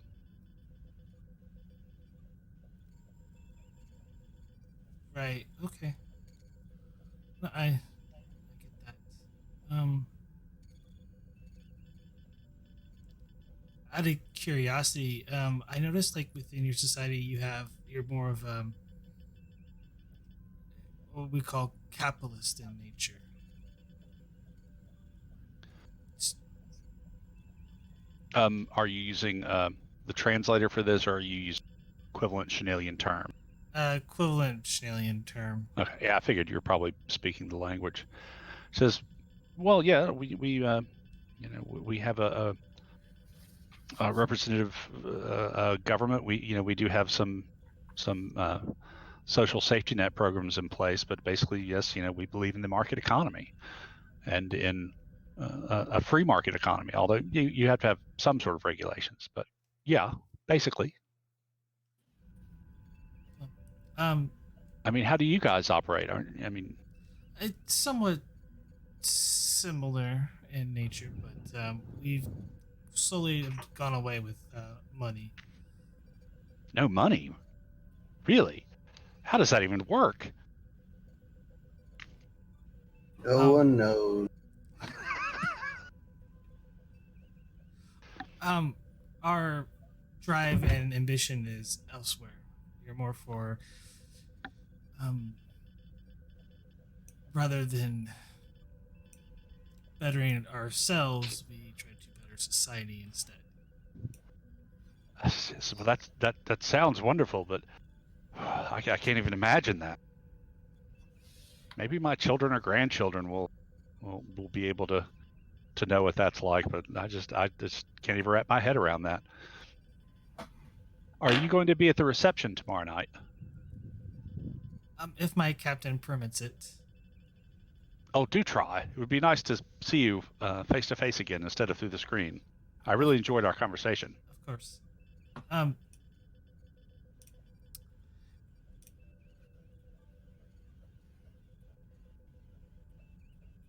Sorry, I lost my train of thought. It's okay. In fact, if you'd like, I can get you clearance to land on our pad, and you could come over and we could spend some time together now. I mean, honestly, until the larger framework's worked out, I don't really have much to do until we start the nitty gritty.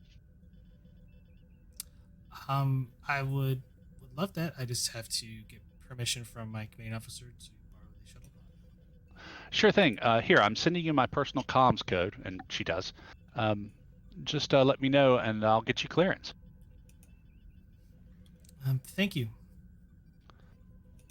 I'll be in touch. I look forward to it. And she ends the call.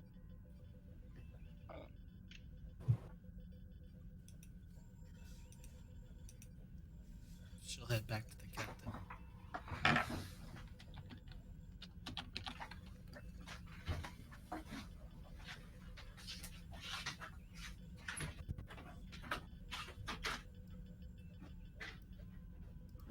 Okay. Captain Vogel. Go ahead, Lieutenant. I spoke with Haley, the Chanelian, that I gotten to know a little bit. While I can't pry much information out of her because of certain information, these with the trade negotiations. I mean, granted, the fact that the two species have been at war for 100 years, there is definitely mistrust. Whether or not she's trying to make it for some sort of monetary gain or whatnot is unknown. But um, Haley did invite me to go over to the salient side to sit down and talk with her. Well, Lieutenant, looks like you have a date to keep. Sorry, the date. Oh, you misunderstand. It's more like a luncheon thing. Um,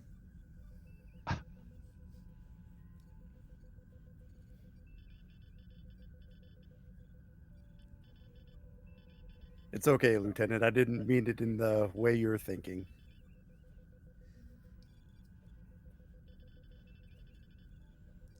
of course, sir.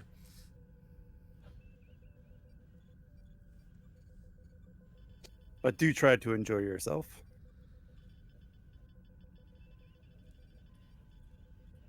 I will.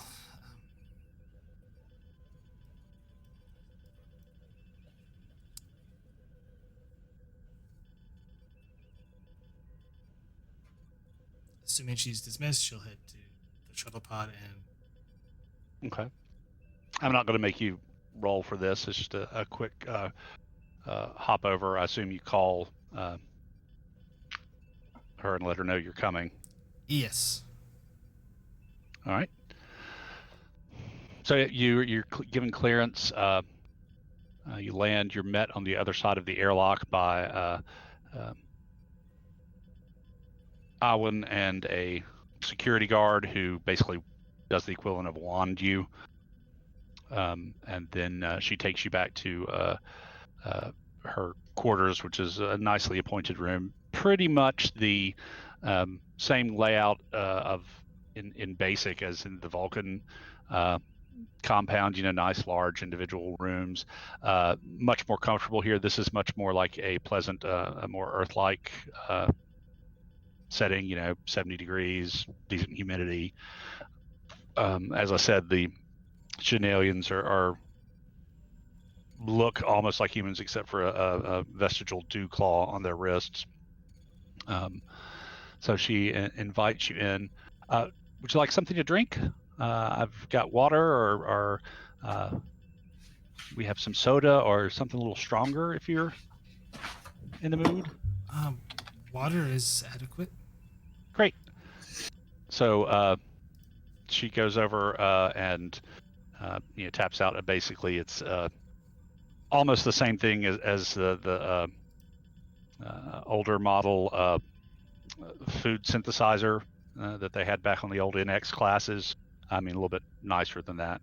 Well, no, this is actually the Orion thing, so it's not quite a replicator, a little bit more advanced food synthesizer, and gets a pitcher of water and 2 glasses, and she pours you each a glass, takes a small sip. I'm really so glad that you called. I was going nuts over here. I mean, I'm the foreign minister's aide, but until the broader framework of the agreements hammered out, there's really not much for me to do when she's in the negotiations. Now, when she's not, I'm step and fetch it. But I mean, it's practically the same role I'm in right now. So. Your accent is uncanny. You really have mastered the language. I do try. Now, dead languages are very hard to master since it's not relatively spoken. I would guess so. I mean, how do you even begin? Educated guesses. And even then, we still get it wrong. I mean by other people in my field. Still, it must be fascinating. What and especially on a starship, you get to discover so many different languages, meet so many different people. That's why we're out here. So that's also why I enlisted in Starfleet. So. I understand. Maybe one day, well, I would love to get out there, but I don't know if it'll happen in my generation. We're so stuck in our system the way things are. Starfleet does, on occasion, for people who are well disciplined and well educated, to accept applications from various species. Who knows? You could be the first non-member species to join Starfleet. Wouldn't that be something? She just kind of, is delighted by that. Are you drinking the water? Taking sips. Okay. Then roll me a fitness medicine difficulty 2. Well, that's a good sign. That is a good sign. It's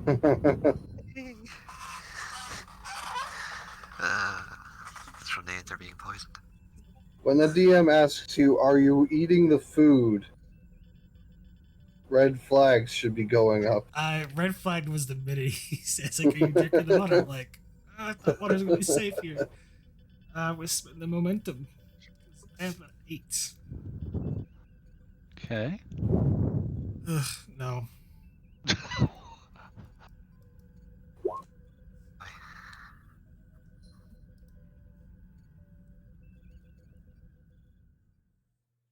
It's okay. Looks like she didn't make it either.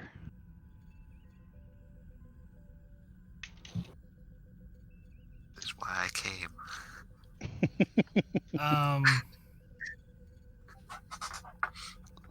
Can I spend my determination on a reroll? The curiosity gets the better of me. Curiosity gets the better of me. Yeah, I guess I'll take it in this case, because Stretch. that is how you wound up in this situation.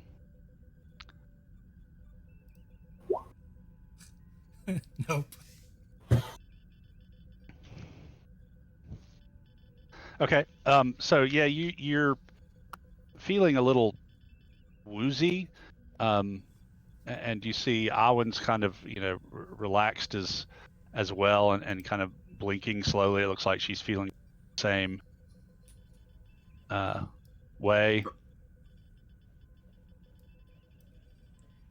Oh no. She's gonna pull out her communicator. Send it Merrick to Aura. Okay, Yes. you're not getting a signal. Okay. Anyway, she does that. What am I looking at to And maybe try to get through? you look up, and Awen is standing above you, slightly wobbly. She goes, well, that didn't work out like I planned. And then she attacks you. It's always the assistant. Got it. Okay. So 11 for daring. Here we go. Yep. Okay. See, it's daring security opposed.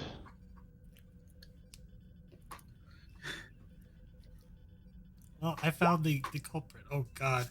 Oh no. Oh dear. Oh, that. And you take- notice right before she strikes out in an expert fashion that there's this, this fierce smile and this just gleam of enjoyment in her eyes.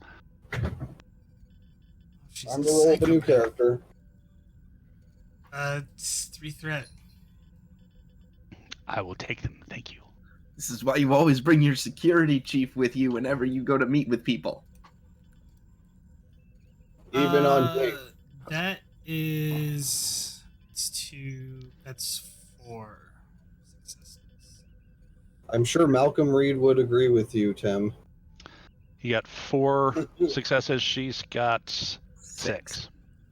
So she hits. Fortunately, she doesn't create like a metric ton of threat. Okay. But yeah, to give threat anyway, so So she spent 3 threat, which gives her 3 bonus momentum. What's her Where are the strike? chameleons? Oof.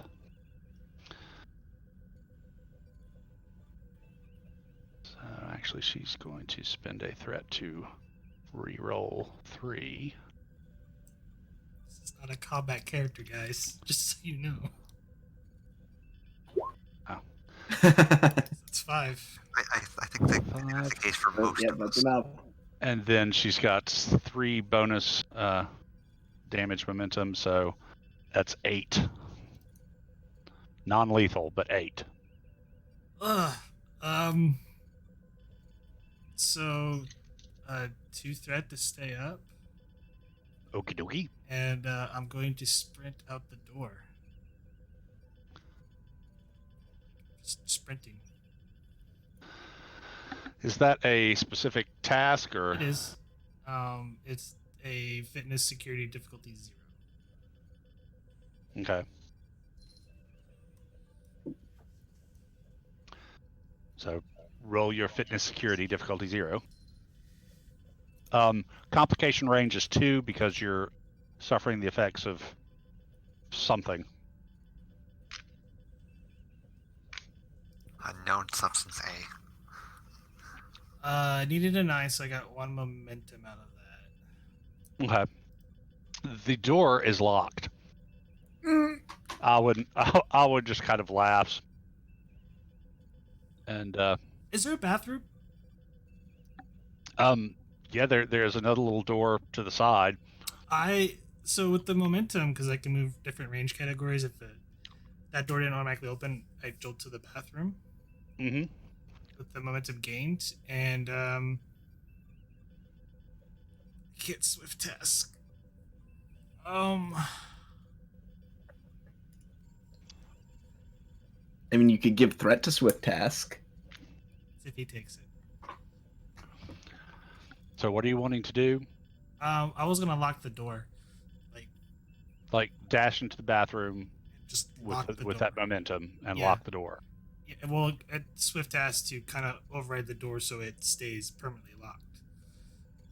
You have like a really hard time to get in there.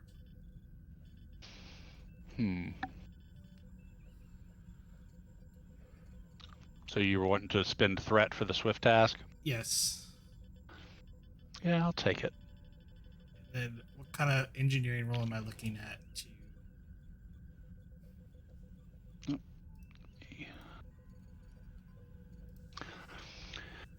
So to override the lock, let's do control engineering diff 2 comp 2. Actually comp 3 because you don't really have the tools you'd normally use for this. Take a threat. I shall take a threat. You said control engineering, right? Yes. Definitely don't have a focus for this, so that's 3 successes. Okay, yeah. So you manage to lock down the door, and you hear from outside Alwyn say, "Patak!" And then we will change scenes.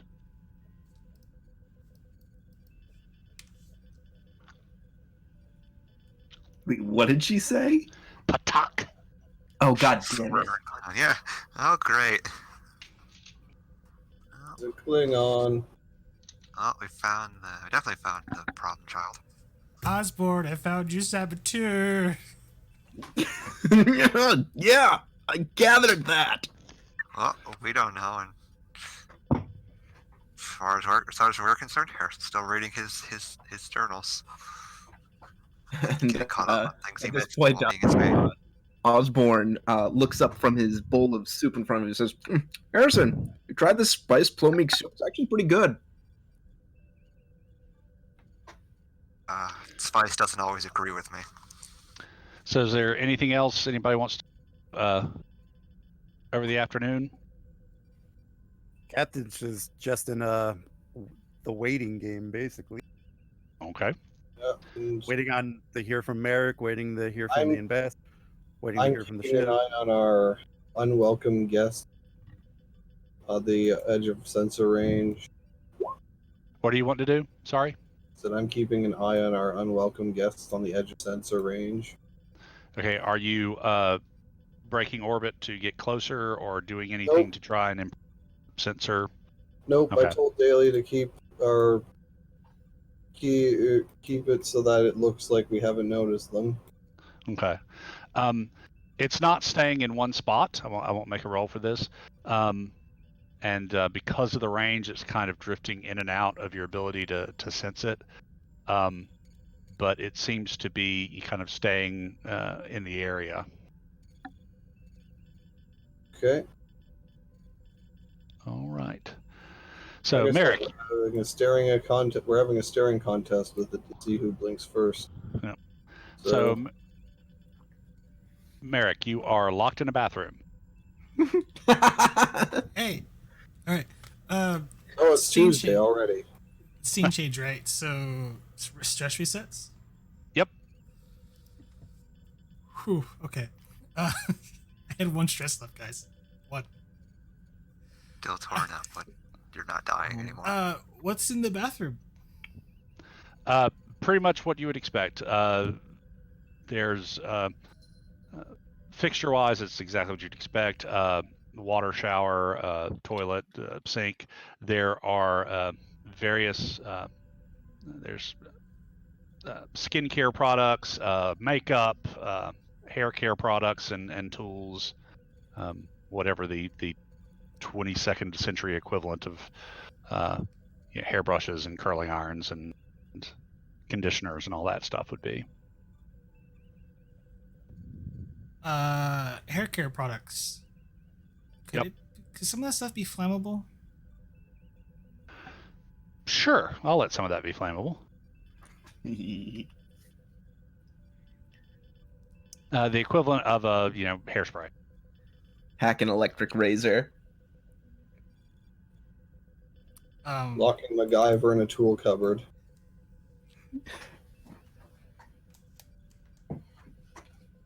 You can go to someone else while I plan this out in my head, because I'm Okay. not real MacGyver, so. I was going to say Merrick Guyver. Womp womp. And as you're kind of looking around and taking stock,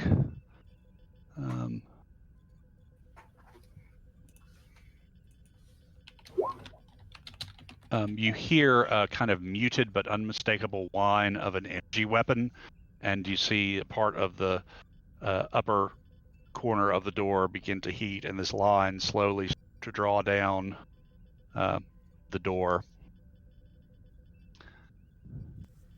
Oh, From the other side, yeah. I'm gonna take the curling iron, plug it in so it gets nice and hot. Take a towel with the hairspray, open the kind of peel off the protective covering off of it a little bit, and so that way it soaks up with the cloth. And I'm essentially gonna make a makeshift bomb. Oh no, you should make a makeshift flamethrower. I mean that only works with shaving cream. I mean, I guess you could do it. It works with any kind of aerosol. It's true. Any aerosol. But And you have an aerosol. Yeah, but you'd need an open flame as well. right. Well, that's why you hack the hair dryer. Or the curling iron, I mean. Yeah, there are all sorts of things here that could be easily induced to make a spark. So what are you trying to cobble together here? I was make a makeshift flashbang. So when the door does blow open, I throw it. It ignites. Okay. It stuns her. So then hopefully I can So figure out get the weapon and neutralize her. what are you trying to do with the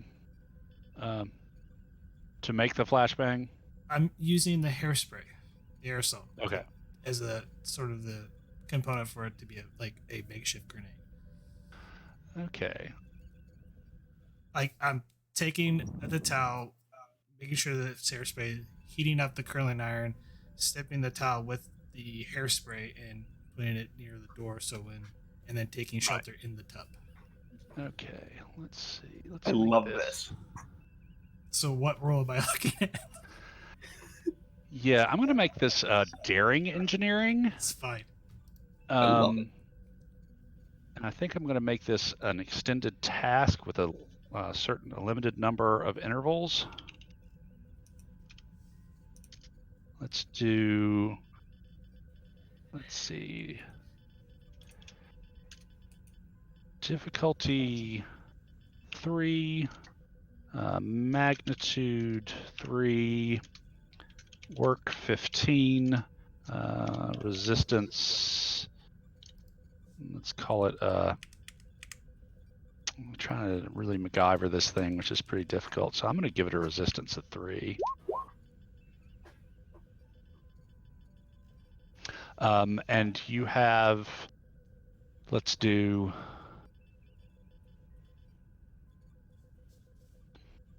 yeah, you've got 6 intervals to make this happen. Okay. So 3 rolls. 3 tasks, yeah. Take 3 threat.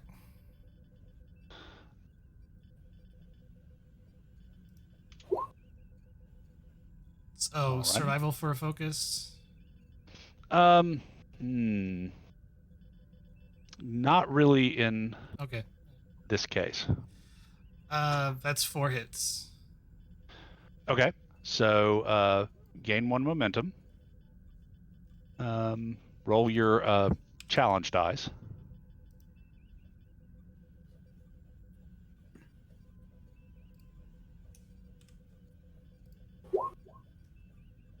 Oh. The sheets are so buggy. So I'm counting with the resistance 2 work. No, yeah, 2 work. Which are you going off the first roll? Oh. 2 plus 2. It's Effect 7. 7. Yeah, there it is. So yeah, 7. So I'm looking at. So 4. Maybe spend a momentum to get through resistance. Yeah, piercing. Okay. Makes it 6. So. Yeah, so you're looking at 6 work. And that's 1 breakthrough. So it goes down to difficulty 2, magnitude 2, work is 9, yeah, and resistance is still 3. Take a threat. Okie dokie.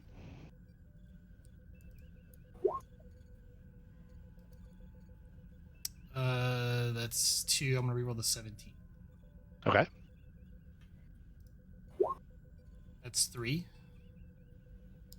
Okay. So you gain 1 momentum.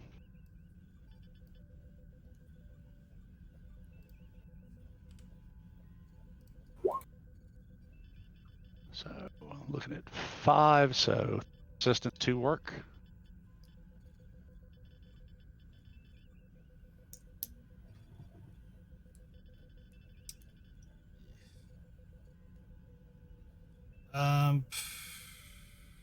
I mean, I'll I'd get spend piercing again, just to get as much yeah. work as you can get. Because then hopefully, So you're gonna do piercing. yeah, but that'd be a total of 4. So. Oh, but that's enough to fill the work track. No, because I only did 6, so that's 10. I still need 5 more work. What? You're down to 9. So you would need you need 5 more. I'm You're sorry. right. Yeah. So I was looking at the wrong check. diff 1, magnitude. It's div 2 still. Oh yeah. So yeah, diff 2, mag 2, work 5, resistance 3. So you need 2 breakthroughs and you need 2 breakthroughs one way or another with this roll, because this is your last. You've used up 4 of the 6 intervals, and she is almost through the door from the other side. Take 3 threat. Okay. I don't know, that's 4. So 2 momentum. Okay.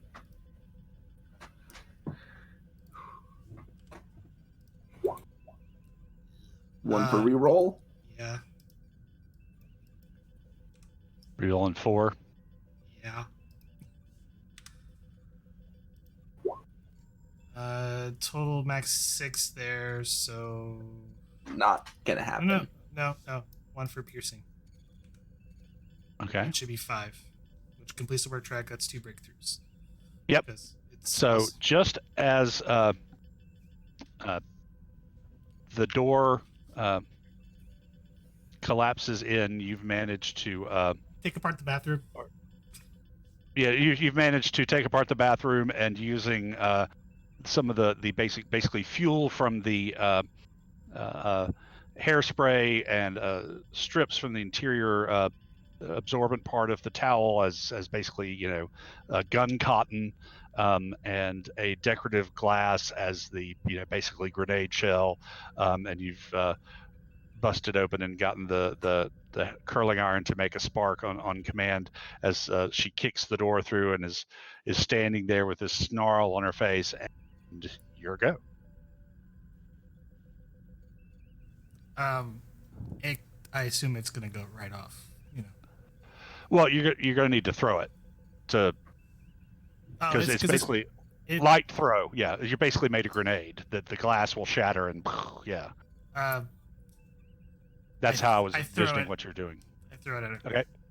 Okay, so that's going to be for, I guess, throwing things, control security. Yeah, control security. Is she medium or long, or medium or close? She's close.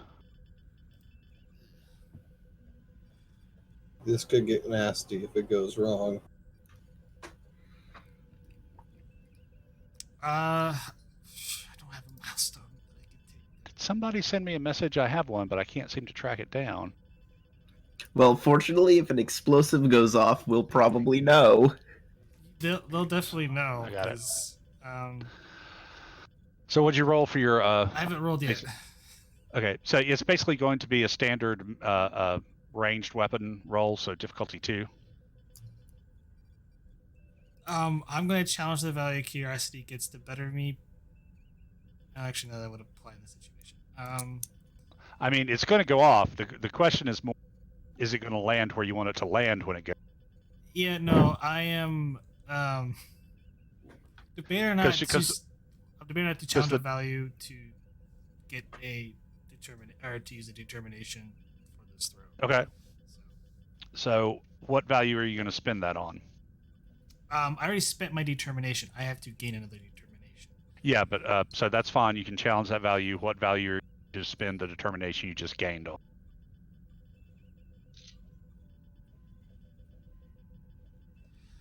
No, I'm thinking I'm gonna challenge the value. Don't follow maps to buried treasure, and X never marks a spot because unfortunately I found the X and I was following buried treasure. Okay. And then you're gonna spend it on. Curiosity gets the better of me. Yeah, fair. So yeah. I need 1. Okay. Target's 13.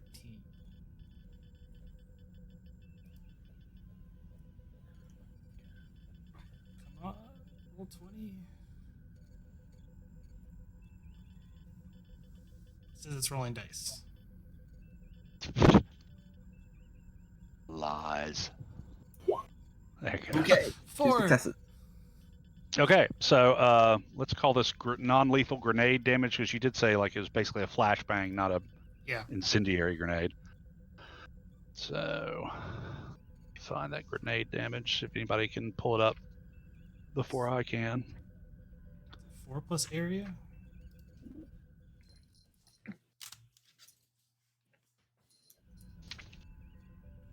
That sounds right.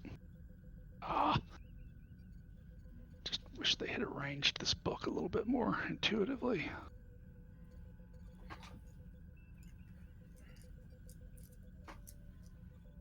You and me both.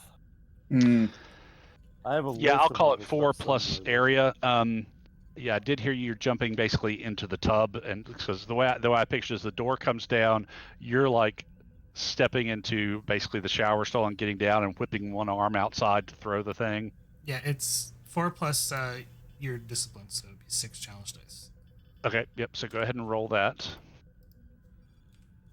Bring her up. Wish you luck. Come on. Shoot. Crap. So take a threat for lethal. Ooh, shit's getting real. And then 1 point for extra damage. Like, there's glass in it, so it's Okay, yeah, that's fair. So you're doing total 5. 5 for lethal. So that eliminates her bonus to resistance for non-lethal. So yeah, she takes 5 stress. She's going to spend 2 threat to stay up.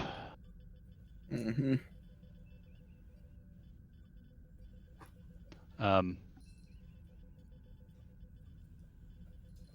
And she, in Klingon, calls you a.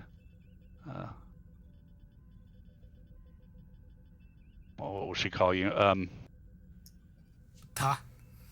But she already did that. She'll call you the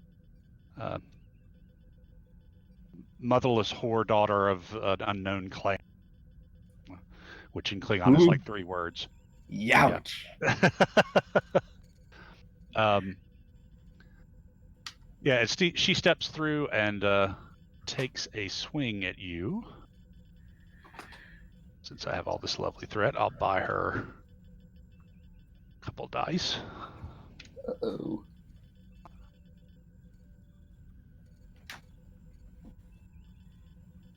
I'm good to power mad with that threat.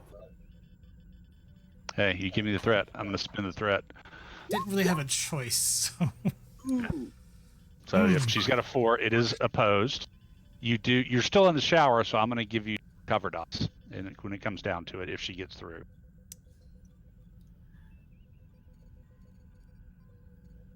Honestly, I just roll it, because you give him more threat, he's just going to get to roll more dice. This is the problem with Klingons, though, when you fight them. There's no momentum. Don't want Klingons getting too close to you. You have to burn more. You have to give them more threat than you can actually afford. I'm going to burn the value. Language is the key to understanding. Wow, Because 2 clearly dice. I could not communicate. Okay. Spend Just be it sure on- and keep track of the ones you're burning so you can rewrite them. I am. I've deleted them, so. Man, it's like Merrick is making a new character already. Yeah. Essentially. I was honestly not expecting the combat to last this long. I mean, I'm sorry. Spend it out on nothing better than practical experience. Because this point, That's a fair point. Yeah. Okay, I'll take it. Oh, Jesus. Take 2 threats. Oh, no. Oh, no. Is that 4, 5? No, because No. 16, yeah. 11 is the height, is the target number. So that's Okay. only 3. I have milestones. Burn it all to stay alive. Burn it all. I'm gonna burn a milestone to get a point of determination. To reroll 2. Okay.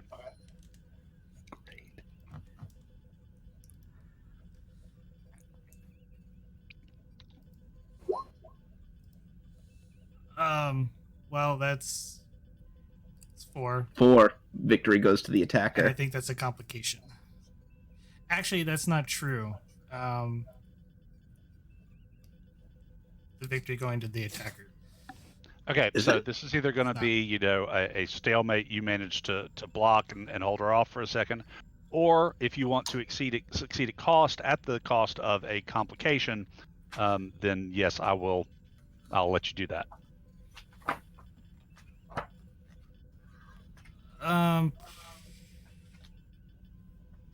I would like to succeed at cost, but I would prefer to essentially. Live. No, there's actually other combat rules. Well, interestingly, she does not appear to be trying to kill you. Because she could have just shot you with what she went through the door with, but instead she came in after you. It's true, but I'm also trying to get out of here to report to the captains. Oh no, I understand. I'm just, you would know this in combat, having realized exactly what she is, that you're pretty sure she's not trying to kill you.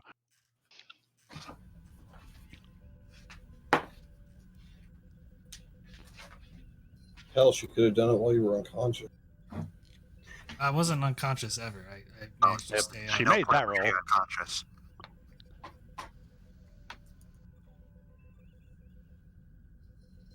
Or actually, both of them failed that roll, but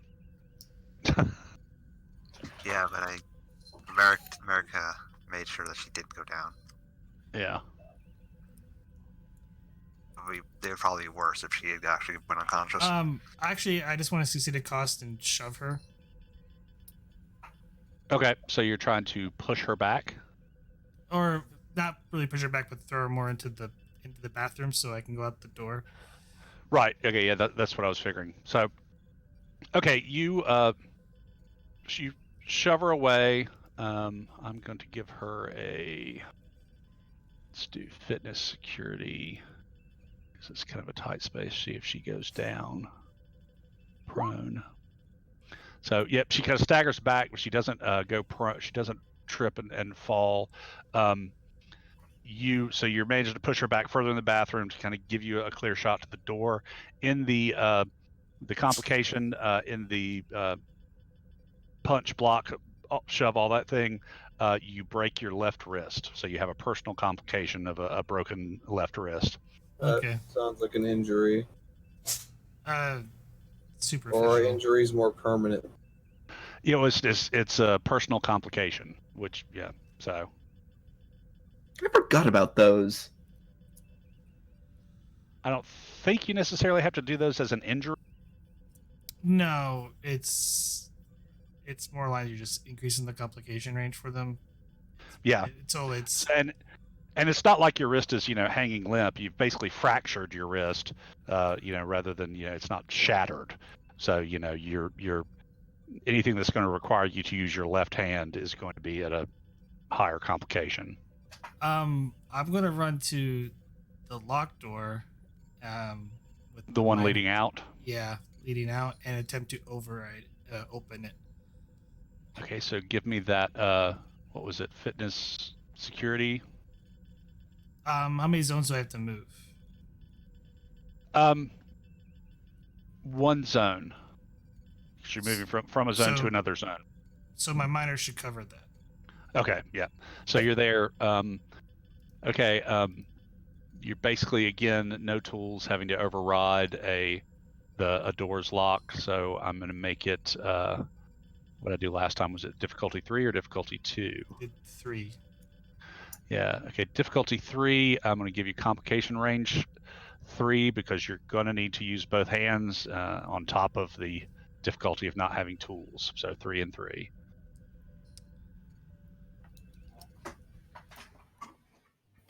Take a threat.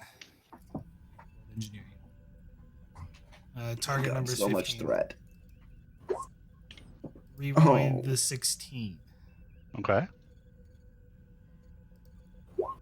That's 3 successes. Okay, yeah. So just as she comes snarling out of the door to your apartment, slides aside.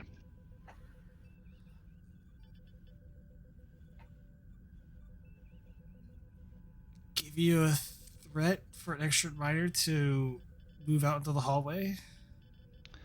Yeah, you're through the door. I'm not even going to take a threat Okay. for that. That was I just assuming. Yeah.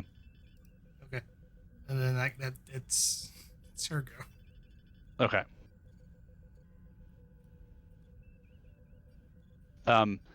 So she seeing that you're step through the door, she curses again, reaches over to a small bag beside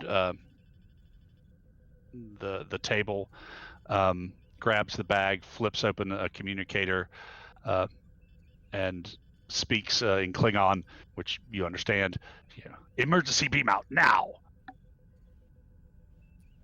And let me do a roll, which will be over here. All complications, the beam out doesn't happen. That's possible for sure. Although this isn't the This worst. breaks in some way that is inoperable. This is not the worst crew ever. Warp core breach. That's too much for a complication on a transport pad. Going to be pretty I know, I'm just kidding. difficult though. All communications are just down because they broke something in such a way that it disrupts everything. Ooh, that's not good for them. Oh no. So Oh joy! you kind of looking back over your shoulder and you see the sign Klingon doesn't their ship help? golden. Oh yeah, I do need to do a ship roll. You're right. Yeah. Engines command? You know that. Oh. Yeah, you're right. That'd be. It was a 19 anyway. Yeah. So. You see the silent Klingon transporter thing start to flicker around her, but it doesn't ever kind of grab her, and then it just kind of disappears, and you hear from the communicator in Klingon, unable to get a lock.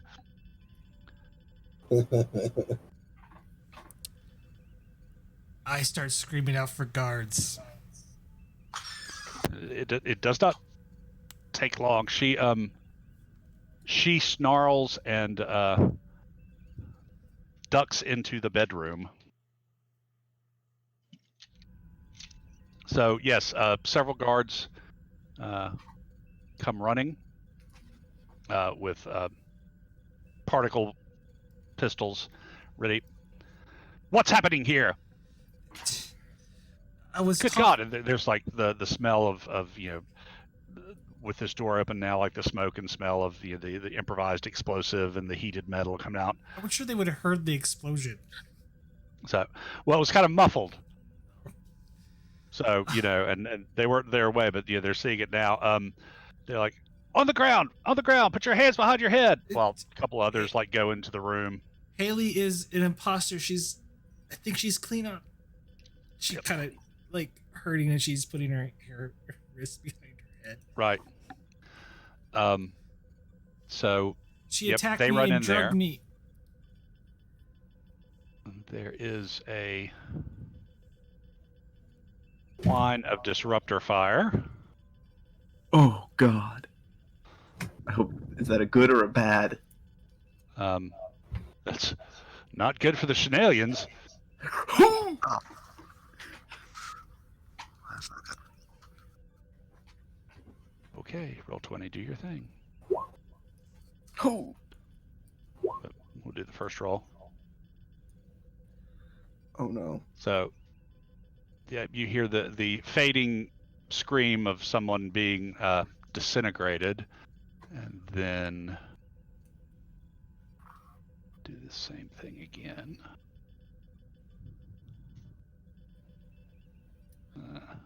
I've got a lot of threat.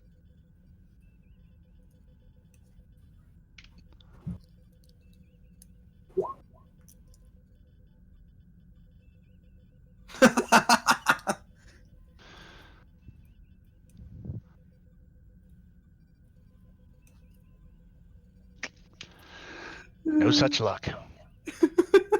2 in a row. Great. Oh boy. Okay. At what point can Osborne show up? Well, you're not aware of any of this happen. It's in the whole Oh, other. wouldn't they have detected an explosion? You were eating. Yeah, this is a whole different dome too. And, This is a whole different dome. This Yeah. is in Mission Aliens. Ah, Pod. Yep. Okay. I think the way to think about it is like it's like K13 where there's different Right, different arms. yep.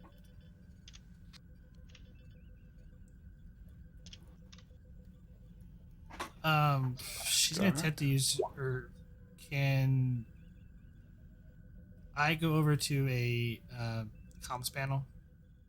Wait, no, I'm down on the ground. Yeah, you're kind of being covered by this third guard wall too. Went in.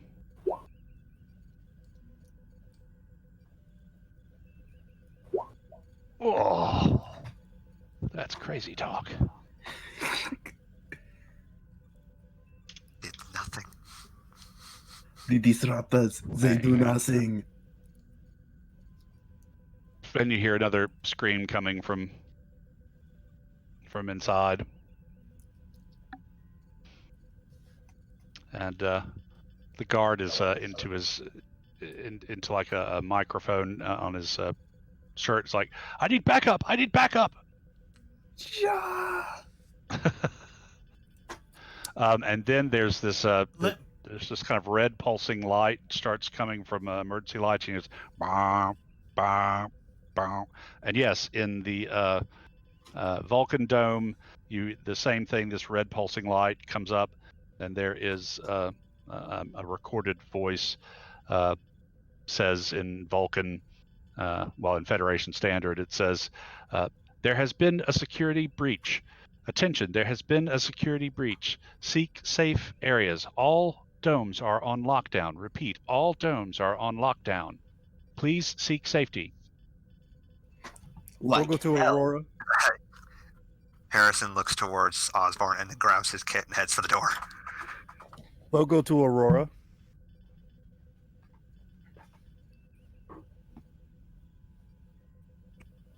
Oh, yes. Sorry. We have a This is Aurora. We have a security breach. Find out what's going on. Right away, sir. All right, Chief. let's get. And then All I right, think let's all get- three of us on the planet know what's going on. So I think, yeah. Yes, you know there's a security breach. You don't know what the cause of it is. I think we all have a good idea, but Yeah, in very short order, you see the ambassador and her party being very quickly and professionally hustled into the dome by like 6 Orion security personnel, 2 of whom stay outside the lock, 2 of whom come in and stay with the ambassador, and 2 of whom begin doing a sweep of the Vulcan dome. Stay where you are while we check things out. There's been an incident in the Chenalian dome. I'm a medical officer. If there's anybody injured, I would like to assist. The best way you can help us, sir, is just to stay calm and stay where you are. We're still assessing the situation. I'm gonna Like hell, one of our crew members is over there. Assist. I'm gonna use this opportunity to say like, I wonder if this has anything to do with our friends out in orb or out in long orbit over there. Mm-hmm. So we're also going, in addition to scanning for the cause of what's going on down on the surface, we'll also scan what's going on with the ship, the other ship out there. Okay. So, I guess this is one for our science officer. Yes. Right. As you are about to give the order, let me switch the map here to Uh-oh. Here we go. Base combat. Things are about to happen. here. Spies.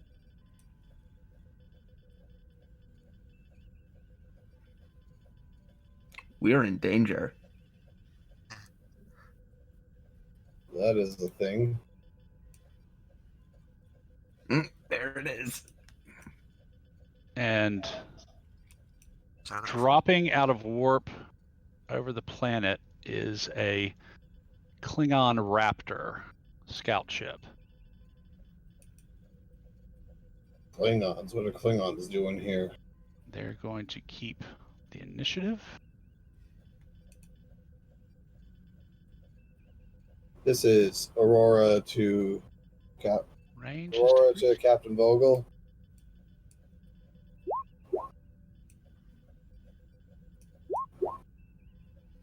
One second, we got to finish the their turn. Yep, they gotta do a thing quick. I assume they're trying to get their person out of there. It does not look like they're having a It does not particularly look great like they're go having a of good it. time with it. Yeah, it really does not. multiple complications in a row. This is one time So- for Klingons. Yep. Okay, it's your turn. Yeah. So,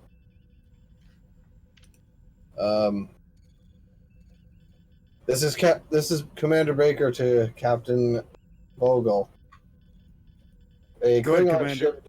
A Klingon ship just dropped out of warp in front or over top the planet, sir. Are they over the compound? Are they over the compound? They are.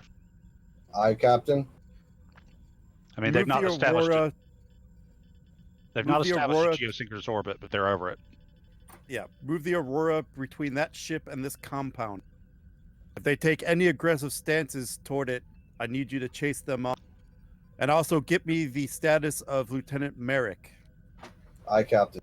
From what I understand, this commotion happened in the Chenalian Dome, and she was there. Aye, Captain. Yellow alert, and put us between that ship and the compound. Daily. All right. That's just going to be a maneuver, so she needs to do a control con, assisted by the ship's engines con. That's a difficulty 0. Okay.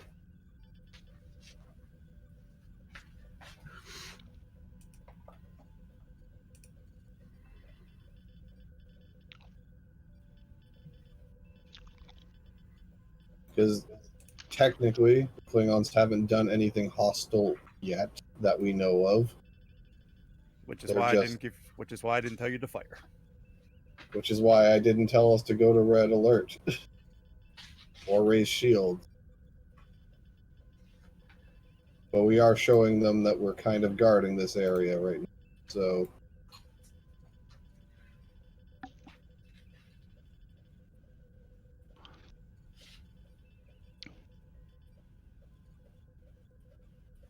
So did daily roll, no. control con, assisted by ship's engines con, difficulty 0. Wants to grab daily. Who hasn't rolled yet today? Control. Is he in flight control? Yeah, she's. I think she's a Really? fully No, she- statted. I She's at the don't top of see the her. list for support. She's at top of the list for support right under Richardson. Yeah. Oh, I see her. Control or daring? This is going to be control. I think we need some momentum here, so I'll give you a threat. Thank you. I was out of that. No, you, Well, she has bold as well, so Yeah. this probably really. Great. That's a really good roll. And the ship. Nice. So, yep. Ship assists with engines con. Right now you're at 4 momentum. okay, I'll roll for the ship. Engines con. Oops, wrong complication. Let me re-roll that. I rolled it complication range 2. Wait, can you? No, it's fine. No. Nope, It's it's fine. It's Yeah, not no whammies. complicated. Yeah. Oh, we only worry about the ship's rolls if it's comp. Yeah. So yeah, you move the ship between the Klingons and the planet. Yeah, so if they're going to shoot at the compound, they basically got to go through the ship, is how I'm Yep. imagining it. And if they do that, then they've initiated. Yeah. Right. Yep. So it goes back to them.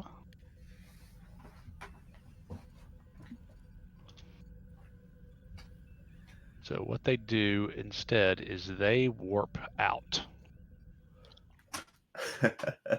Wow. All right. Well then.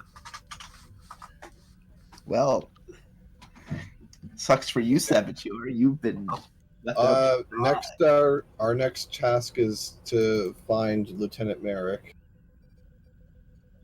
So we're gonna scan the planet for her. You already know where Okay. I'm at. I'm on the. You the want your compound. status, like what's happened to you. We know you're on the planet with us. The captain wants to know your current status. Actually, see if you can reach her through communicator, Yeah. because now she's out of the room. So yeah, Merrick, your communicator beeps. Aren't I have my hands up and I'm currently under. Oh yeah. So So chirps. Yeah. Oh yeah.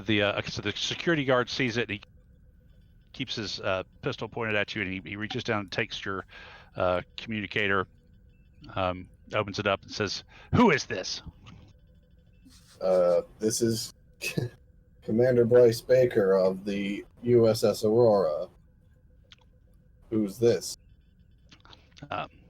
This is Lieutenant Artek of the Chenalian Security Forces. Is this your officer? Yes. Yes, that's my officer, correct. Is she all right, unharmed? She appears to be fine. However, she is being sustained until we can get to the bottom of this situation. Sustained or detained? Detained, sorry. I misspoke. Being sustained, yeah. Dang. We are feeding her only the finest of cheeses. No, we do not like her. We are giving her the Rochefort. Wait, we thought she ordered gah. Why would she order gah? Oh no.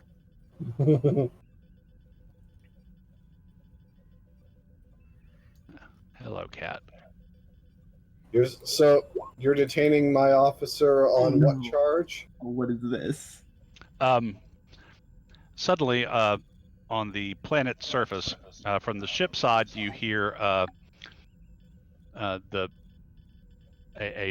sound of a massive explosion, and the communicator fritzes or gets dropped or something. You can't exactly tell. We'll go back to Theater of the Mind.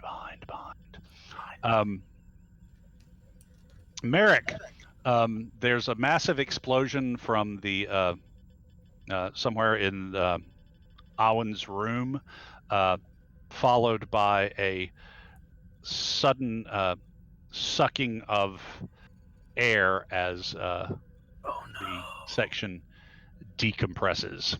Give me a fitness medicine difficulty 1. The security guard will need to do the same thing.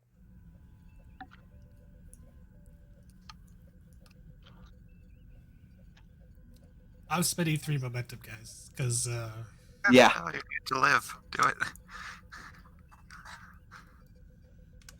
because Poor Merrick. Living is nice. Do more of it. He is just having the worst day. hey, Right? what's my complication range, by the way? Is it 2? Standard. Okay. Well, I didn't know because the broken wrist is still persisting. That's only if you're doing something with your hand. True. That's 3 successes. Okay, so you gain 2 momentum back. You and the guard both manage to avoid getting sucked out in the first initial decompression. And then you hear a hum as structural integrity fields pop into life, basically covering the doorway of Awin's room. A force field of some type appears. Warning: the structure has been damaged. Section 87G is decompressed. Repeat, Section 87G is decompressed.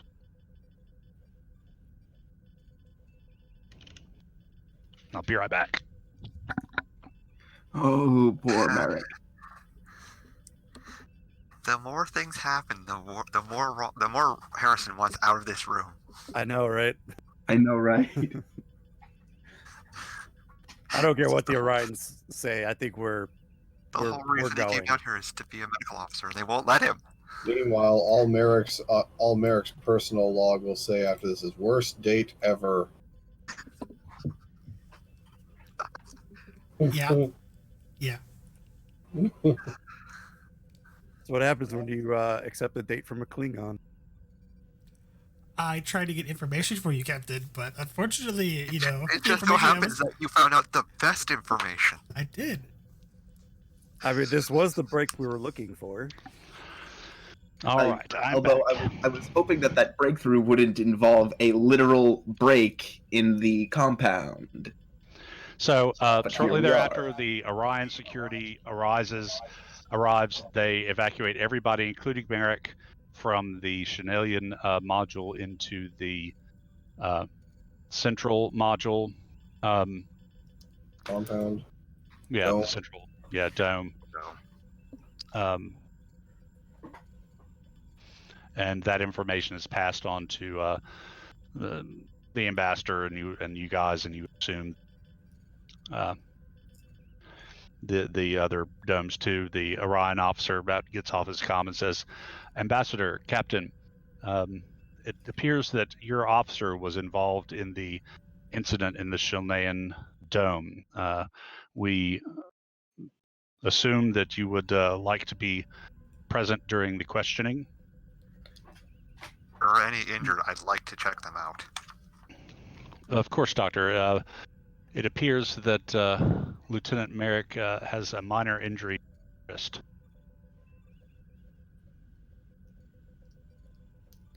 I would absolutely like to be there for the interrogation. I'm free to go see them. And of course, I have some questions of my own. Of course. So everybody will get it. Doctor, to the captain. Olos, are you going as well? Yes, I am going to stick by the captain. Okay. And Osborne. I Get ambassador. Ugh, excuse me. You okay? Roll 20's lagging. 2 ambassadors. Ambassador or twin ambassador. There's the Orions Ambassador, and some ambassador. security people. And we'll get...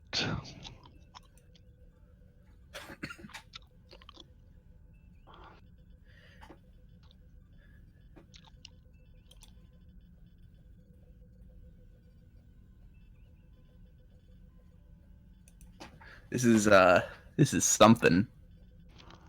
I hope that means you're enjoying it. Oh boy. Eh, We'll turn it into a cluster. Why is it doing What a buster cluck. If things didn't go wrong, then we're not trying hard enough.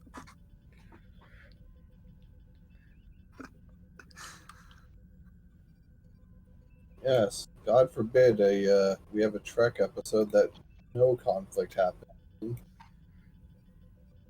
be worse. We could have been turned into dolls. Hey, the expedition had one of those. No conflict, just first contact.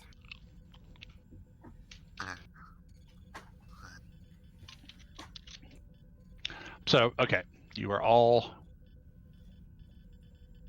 gathered together here.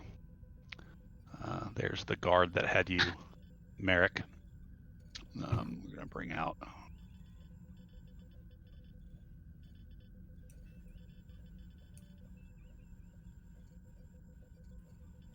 I feel special. Why? So many people around me. That's true. They love you enough to throw a party for you.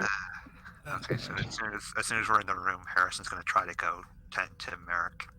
Oh, I'm just walking up to Merrick. Yep, same with Osborne. This is Just all kind of confirm- the central security are deployed all around it. Yep. Harrison, give me a control medicine difficulty 1 just to kind of scan the injury. I'm going to scan Merrick as a whole for any other medical. So, question: do we have our gun? Do you those have your get taken away, phasers? okay. Yeah, you don't. They don't let you in here with phasers. Nobody but the Orion security has phasers. They even Right, took I never had the. phaser. Of course, we don't have phasers. They haven't been invented yet. So they We don't have our phase disarmed pistols. us. So they disarmed us from the walk from the dome Yeah. till here. Yeah, Okay. and everyone else as well. No one here has. Because I'm not sure I would let them at this point. They Okay. would have tried to disarm Osborne and Vogel. Harrison still did not have one. Yeah, I would probably say no. You're not having it. We are on alert. Then they're not going to let you into the central dome. Give it How up, many were Captain. there? Yeah, I mean, we're already past it, so I guess it's fine. So It just doesn't make sense to relinquish weapons. If you were going to fight it, Harrison would have gone off without you. Yeah, it's yeah, I fine. mean, we can. I didn't consider that. We can certainly role play that out. if It's you too late now. I'm not going back. So yeah, the only people who have weapons are the security forces. Yep. So Harrison, give me that control medicine difficulty 1. Anatomy as a focus. Yeah. And I'm going to roll it. Nice. Yeah. So 2 momentum gained. Yes, she has fractured radius and ulna. Should be pretty simple to heal. You can splint it here, but basically you're going to need to go back to the ship to an osteo regenerator to fully heal it up. But you can give her something for the pain and splint it, immobilize it. Beyond that, she is most of her eyebrows are burned away. She's got some superficial, not burns, but there's almost like powder stippling in her face and on her right hand. Wouldn't there also But be bruising from the beating she took? yeah, I mean, yeah, but otherwise it's she's fine. The real injury is the hand. Before I give her anything for the pain, I'm going to ask if anything else happened besides this that I should know about.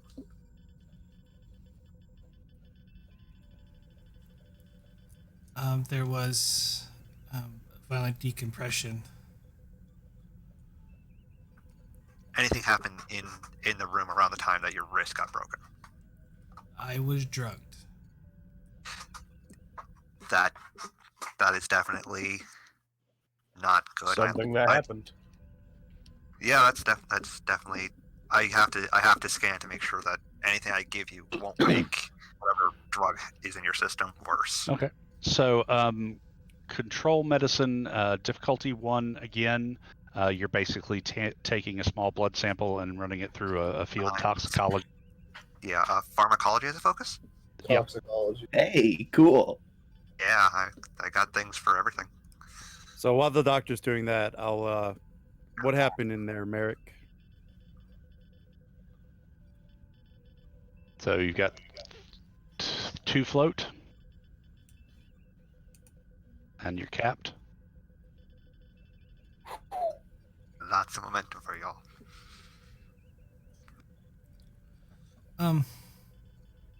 I went to speak to Haley since she invited me over. And just where is my assistant? Honestly, I have no idea. She attacked me, but can I please get back to, telling my side in the chronological order of events, please? With all due respects, Minister, I think you might find it enlightening. She thin-lipped but nods. I mean, she looks pretty beat up. I mean, bruises, Right. Oh yeah. burns.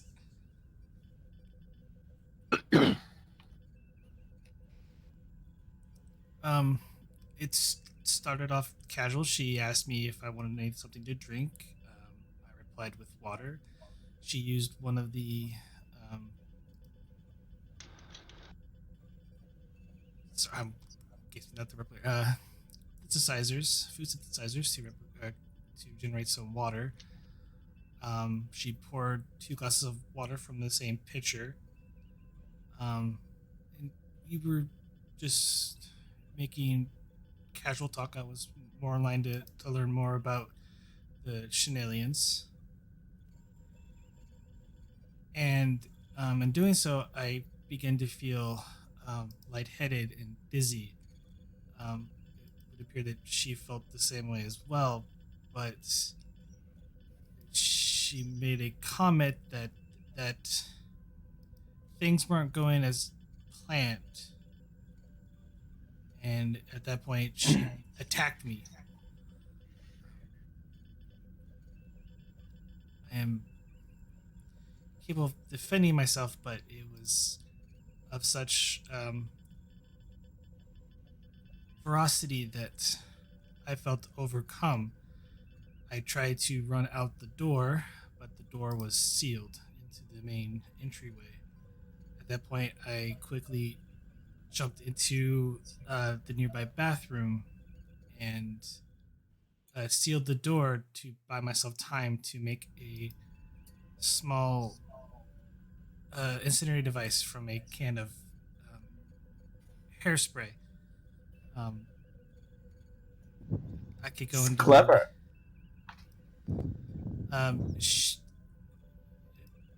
She appeared to have a disruptor type weapon on her, where she blasted her way through the bathroom door. At which point, I threw the incendiary device and managed to briefly stun her. But during that time, she called me a patah and other foul languages. And GM, do I need to make a roll to see if that's Klingon? No, you know it's Klingon. You know it's Klingon. Okay. Got enough dealings with Klingon. Any comm officer would know it. Well, and she's also a badass linguist. Do you have any idea how she could have possibly snuck a disruptor in into the Shilnean dome? I have no idea, but I believe with the language tone that she was speaking it to me with and her general overall strength, she was not Chilean, but in fact a Klingon spy. That being said, I definitely struggled with her, and I managed to at least buy me enough time while in the bathroom, made my escape, and managed to get out the door by undoing the lock that she had placed in. At that point, I called for the Chenalian guards to come assist, where that gentleman over there detained me, and more guards went in there after Haley, which, upon hearing disruptor fire, it sounded like they were being vaporized one by one by her. The security guard that the Chenalian breaks in at this point and says, in any event, whether by disruptor fire or explosive decompression, we lost 2 good men. During that time, it sounded like she was trying to be transported off the ship. Believe the transporter failed, in which case she could make her escape and potentially And kill herself. Osborne turns to Dizrock and says, "That's probably because of the scattering fields that you put up." Probably interfered with their transporters.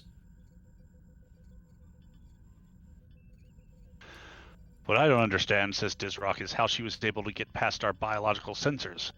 All of you are scanned as you go through to detect if she was not Shenalian. It should have showed up immediately. Or perhaps she is Shenalian and is working with the Klingons. There's only one way to find out if it's possible to locate her, or if she perished in the decompression, her body. That would have to wait for to hear back from the Shilnean security sweep.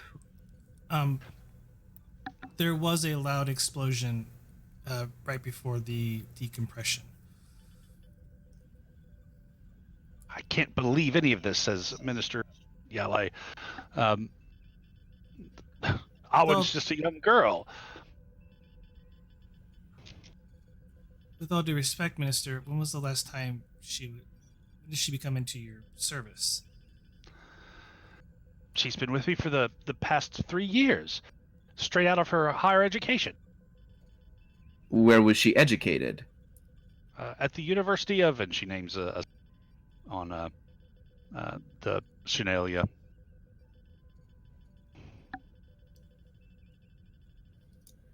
You're right.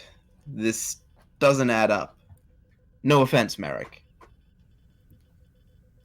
mean, could the real Haley still be alive or have been taken by the Klingons and replaced? Minath kind of steps up beside Olos and winks at him, who you were with at the reception. What was that? You cut up on mine. Oh, sorry. Legate Minath walks up beside Commander Olos and kind of nods and winks at him. They met at the reception. I might be able to shed some light on that. As part of our usual security and background information sweeps, we did a check on all of our opposite numbers, and it, from what we can tell, and granted we don't have complete access, but this Haley Awen appears full grown out of nowhere in the records of the universe.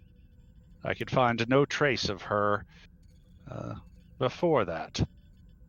Her family background states that she's an orphan raised by the state. Those records are generally sealed, so we didn't think anything of it. But with the light of these events, So it's entirely possible that she was placed within the university to go into diplomatic service afterwards. Very few would dig far deeper than her university training. it is certainly possible. It does seem odd that the Klingons would plan this 3 years in advance. Yes, if she was a Klingon agent, what would the Klingons have to gain from continued conflict? Weapons of And war. Trade. The Synarch says, indeed, that appears to be the primary question.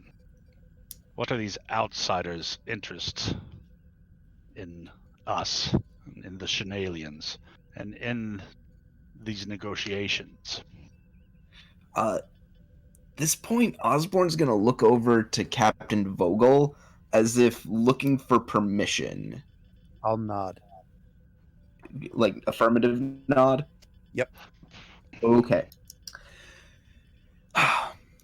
To that note, I think I know exactly what the Klingons were attempting to do here.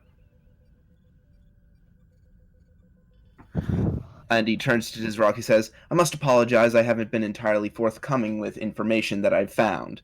However, until we knew who was behind this, I couldn't trust anyone. What are you talking about? During our security, because it was yesterday that we found the explosives? Yeah. Well, actually, it was this morning. No. Oh, Oh, this the ones morning. we beamed out. Oh, okay. Today, the Aurora and myself have managed to thwart no no less than 2 separate attempts on the foreign on the ambassadors. What? That was Dizrock.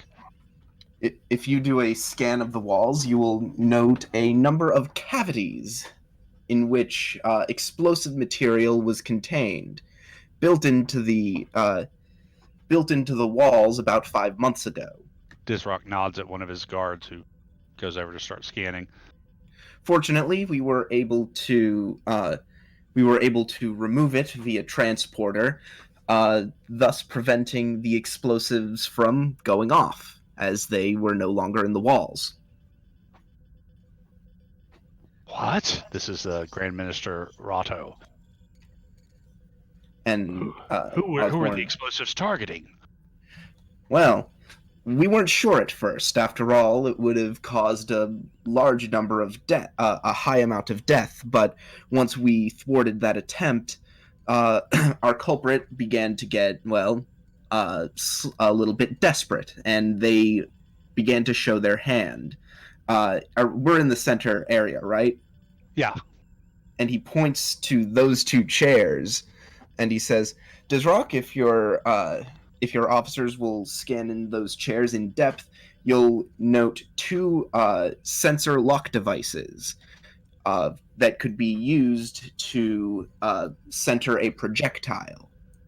Dizrock himself goes over and quickly finds them, pops one open and scans it. He goes, these are of Zinti manufacture. Yes, I managed to disable them before the talks. And you didn't see fit to mention this to us? During our look into the matter yesterday, it became apparent that certain elements of the construction could have potentially been traced back to Orion manufacture. Not to say you specifically, Dizrock, but it's entirely possible that any member of your security team could have implemented them because it was during the construction of this, not construction, the setup of this place 6 months ago. Was that it? Renovation. Jevy, In addition to that, they were hidden with distinctive Klingon fields. Oh, Klingon, right? Yeah. Said Jevy says, and you didn't trust us because we were Orions. Is that it? no. It has nothing to do with your race. Hmm. Your presence here simply lined up with the time in which these devices were installed. It could have been any member of your security team, for all we knew. We were suspicious of anybody who would have had contact or trade with the Klingons.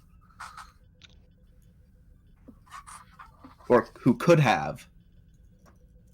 Then, of course, we have the Klingon raptor appearing over the planet. Manetha nods, says, yes. Our ship, the War Master detected that as well. And Rotto nods and says, as did our vessel in it. Luckily, the Aurora positioned itself between the planet and a Klingon vessel, and they warped. But if the Klingons do have an interest in this system, I fear that this may not be the last you will hear of them.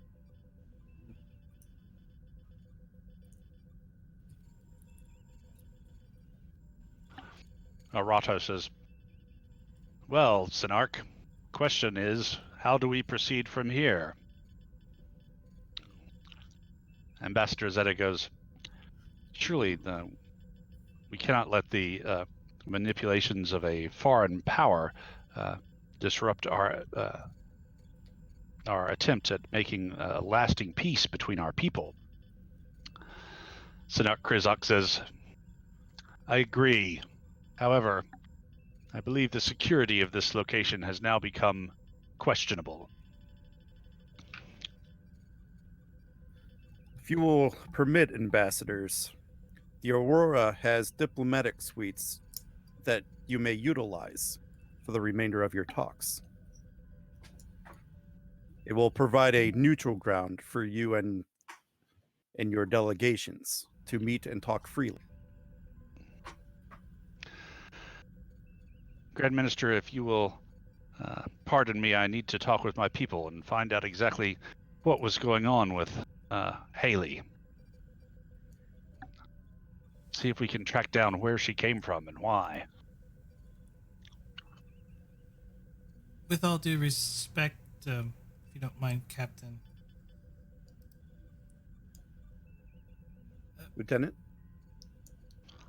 I'm just curious as to, with the foreign minister here, as to why you wouldn't have done a intense background check on Haley. That is one of the things I want to find out. All of my staff are subject to such checks. I promise you I will get to the bottom of this and root out any other infiltrations of my ministry. Can I do a quick insight check on that? Sure. Give me Insight Command difficulty 2. Command. I'm gonna spend a momentum. I don't get a reroll, but could I use my interrogation focus? Yeah. We have 6 momentum, so if you, I guess you didn't I just spent 1. Okay. So you get 1 momentum back. Yeah, she's not being honest. She looks nervous. Okay. All right, that changes this. I just need to think about how I can catch her in this. So my hunch was right?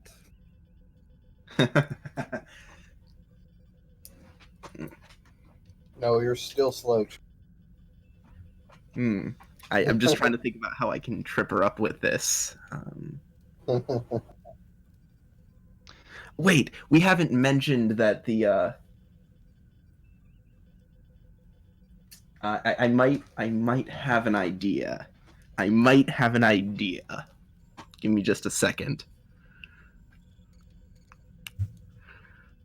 Oh.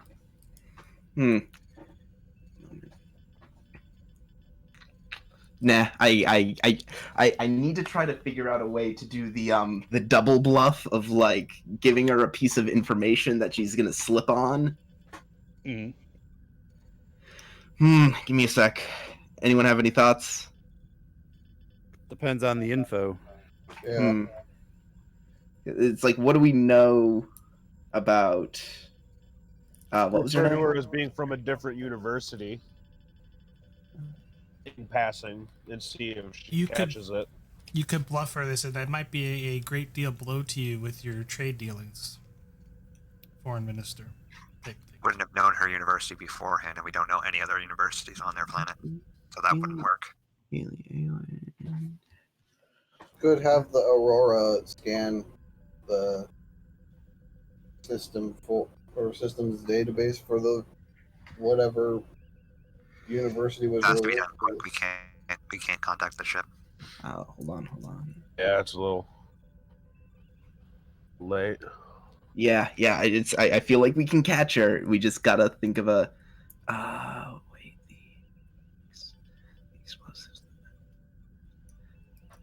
I mean, we're practically at the parlor scene right now. Yeah, it's like we can catch her. We just gotta trip her up. Well, what do you Just trying to what do make you the room think? with the evidence, but Like I don't know like the beginning of your thoughts process. Like I don't know what piece of information you're thinking deep. I'm thinking of doing one of those things of we give her a piece of wrong information, she corrects us, and they're like, "How did you know that?" as we've already shown all the information we have, apart Yeah, from I'm trying to think. What haven't we? Well, what she doesn't know is we know that she runs a trade thing. Ah. Oh, that's right. That's why I started to investigate her because Ooh. it's my thought that if she was selling weapons, No, she no, would no. have She the most to was lose.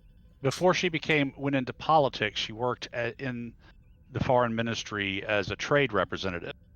Right. She didn't own a trading combine. She worked for the Canadian government doing She was trade. the one talking with the traders. Right. So In she trade. would still have Yeah. trade contacts. Just wanted to make sure that was clear.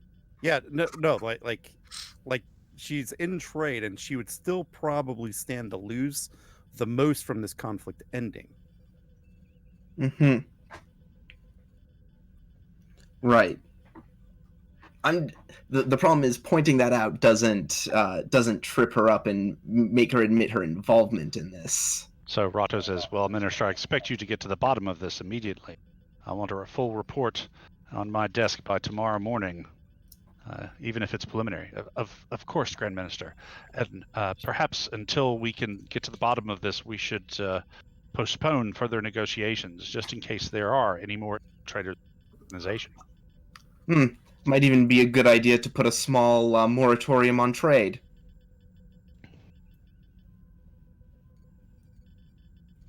She says, I suppose we could consider that. And Ambassador Tarai steps forward and she says, it seems to me, Minister Sinark, that since we are all already gathered here, that postponing negotiations serves no purpose.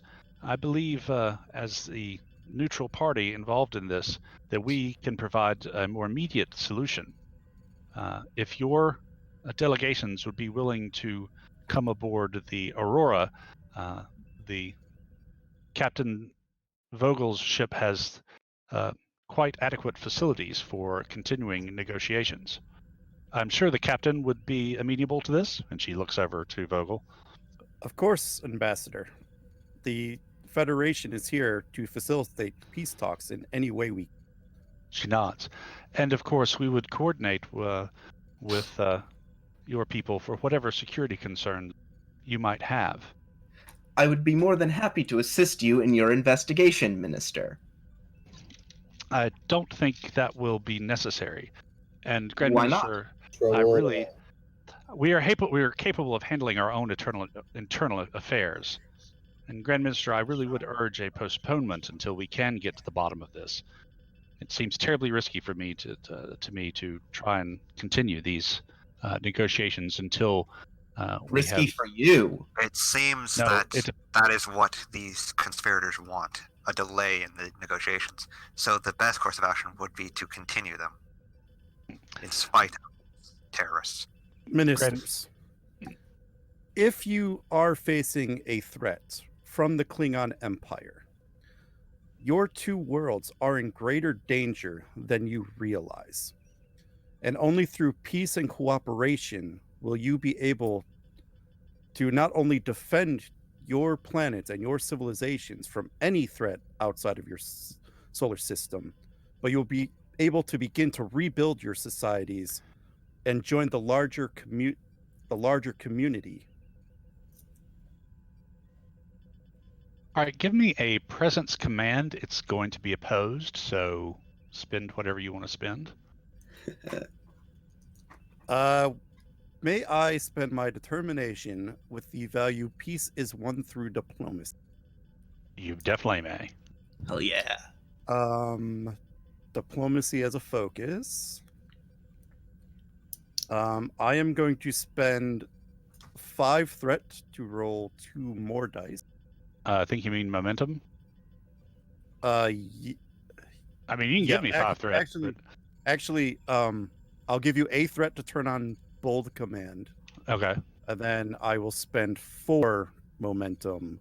Okay. To get the rest of the dice. Hell yeah. And then I got to roll for veteran as well.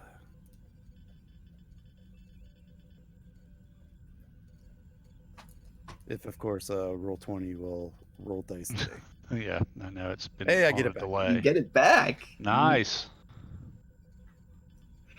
Oh, it's so satisfying when you get that. Right, I will re-roll the You're at 5 now. Double check because it's control con. Oh shit! It's the sheet. What are your scores? Well, it would mean, so That it's a reroll hit got either you way. 5, Even with the so. reroll, it's a hit. Do you What's have your a? what's your command?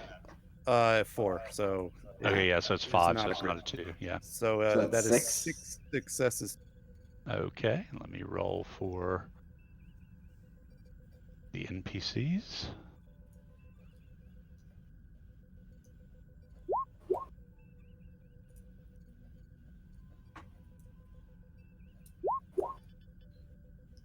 Oh, I'm rolling the wrong damn thing.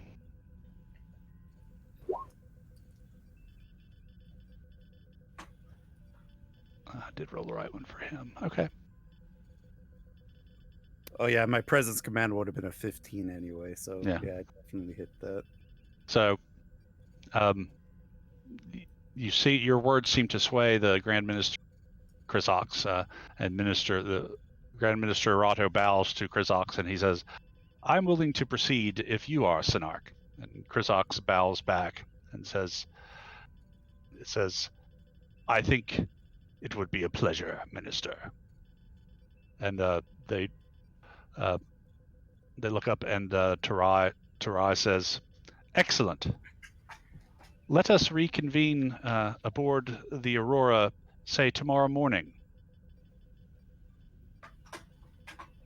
"That is agreeable. Indeed. Hopefully," and he looks at Yale, "we will have gotten a little bit more information on exactly what happened in the foreign ministry."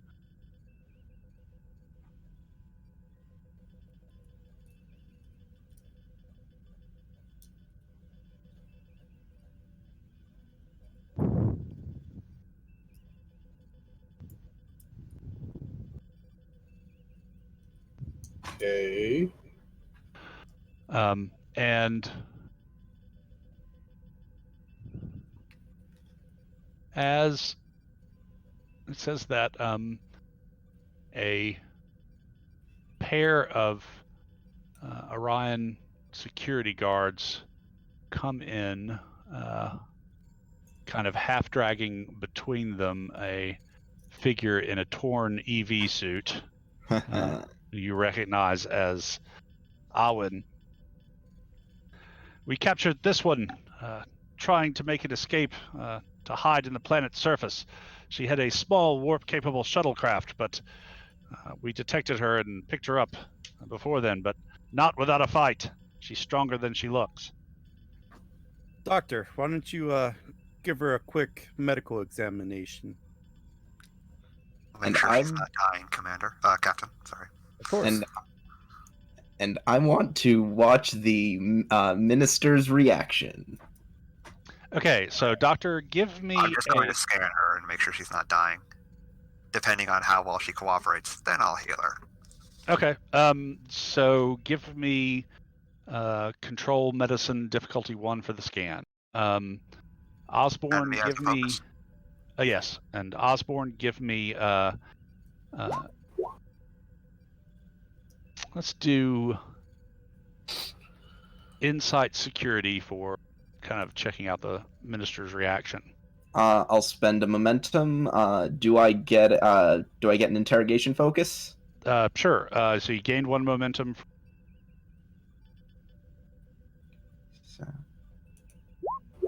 Oh god. Oh. Oh wow. What's the difficulty? Did you say? It was 2. I am going to spend a determination. The truth will set you free. Okay. Gonna reroll 2, and I still do have a reroll. Not that I needed it. So I generate 2 momentum.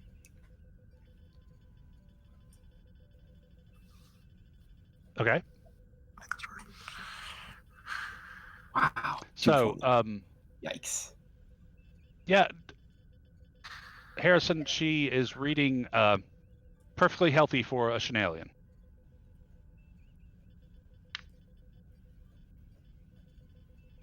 Does she look fine? From just looking at her? No, she's definitely. You think just from a visual examination, it does appear that her nose may be broken, her her environmental suit has definitely taken some damage. You notice some burst capillaries in her eyes, usually, which happens from very minor bursts with decompression. So no, she doesn't look like she's fine. I mean, she's not half dead or anything, but she's definitely taken some damage that should appear on your scans. Captain, she's not Shalnayan. Wait, didn't you say that she was? Oh, she's reading as Shalnayan, but she's reading as perfectly fine Shalnayan, but looking at her, she does not look fine. So either the scanner's fucking like broken, or she's not Shalnayan. She's hiding something. Scans that she's a perfectly healthy Shalnayan, but looking at her, she does not look fine. Oh. So either it's hiding her current status, or it's hiding her appearance in general.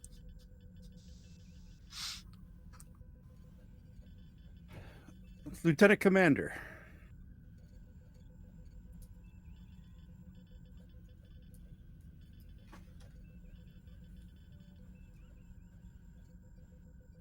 I think that's you, Harrison.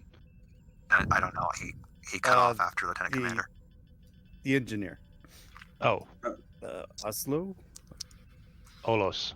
Olo. Sorry, what? He usually refers to me as Doctor. Sorry, I just knew you liked Lieutenant Commander better. I like Lieutenant Commander, but everybody Captain just ran over to the expedition.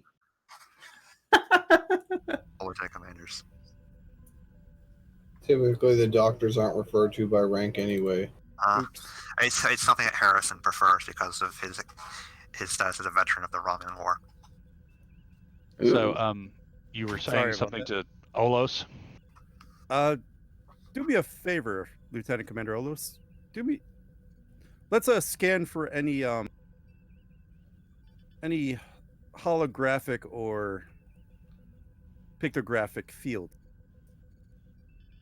Let's see if we can't figure out if something is For a holographic emitter of some sort, or disguising. Any engineering reason as to why my scans are showing perfectly fine Shanaan while her face is showing broken.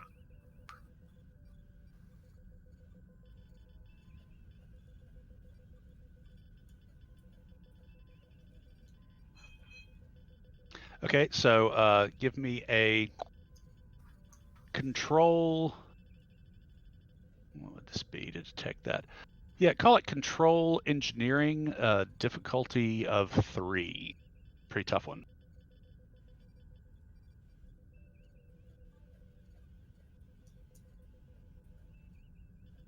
Spend some momentum if you want. What? Control engineering.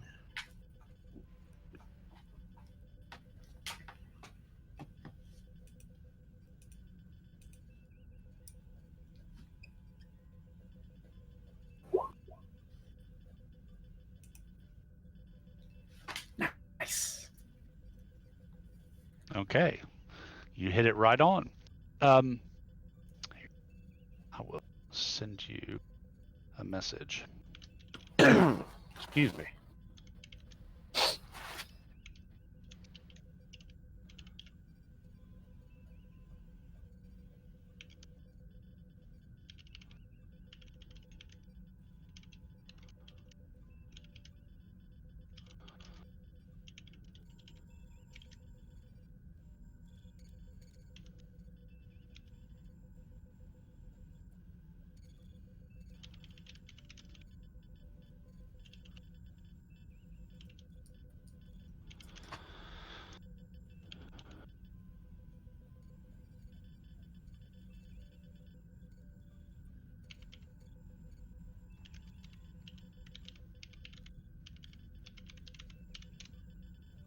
There you go, Olos. You've got that.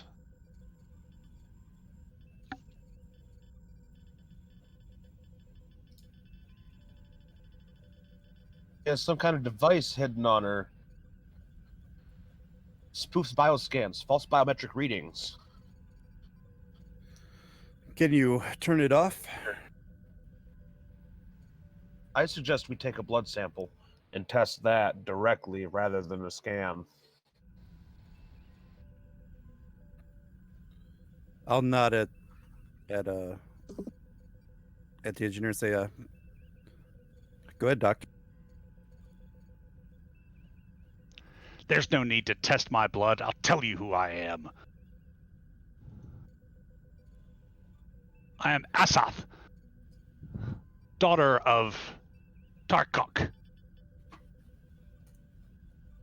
warrior of the Klingon Empire.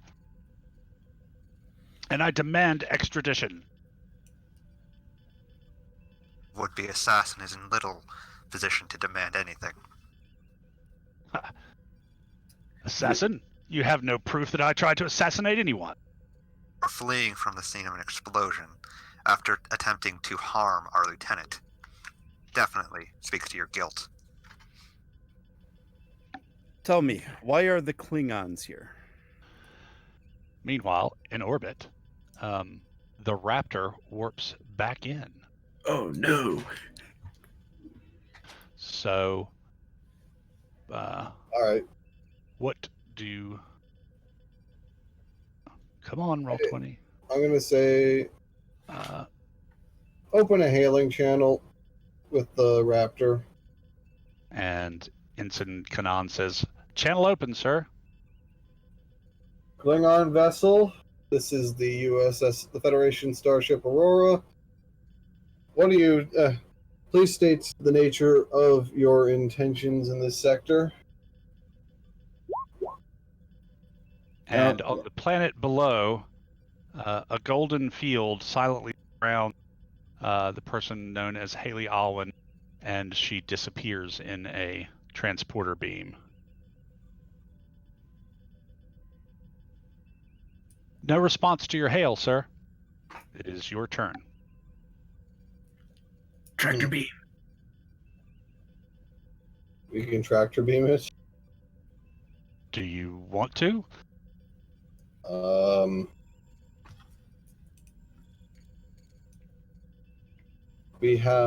We're still at ready stations from our last. Yeah, you're still at yellow alert status, the equivalent. Yeah. All right. Let's try giving a tractor beam a spin. Okay. So if somebody wants to grab, I think Ellison is on there. Ellison. Security. Yeah, all for Ellison. Okay, now you've got two options. You can try a tractor beam, or you can use the grappler cable. Using the tractor beam invokes a power cost of 1 and a +1 complication range because it's Early tractor beam. yeah, it's Vulcan tech, and then the grappler cable is just like things you've seen on Enterprise. Both have about the same range. So where we're at, the grappling cables are what's the word? Most reliable. Yeah, they would be. But you figure that could be easily broken. yeah, you can shoot a grapple. That's what I'm also weighing against as well. Is a grapple can be shot or can be destroyed. A tractor beam, not so much. Like I said, let's give this tractor beam a spin. Okay. So that's Mine- going to cost 1 power. And- I'm thinking giving the Game Master 1 threat, 2 momentum. Okay. And then complication range is going to be 2, and it's going to be control security assisted by structure security, I think is what it is. Does targeting systems or security systems help? Targeting systems, I'll give you, yeah. I'll roll the ship. Take a threat.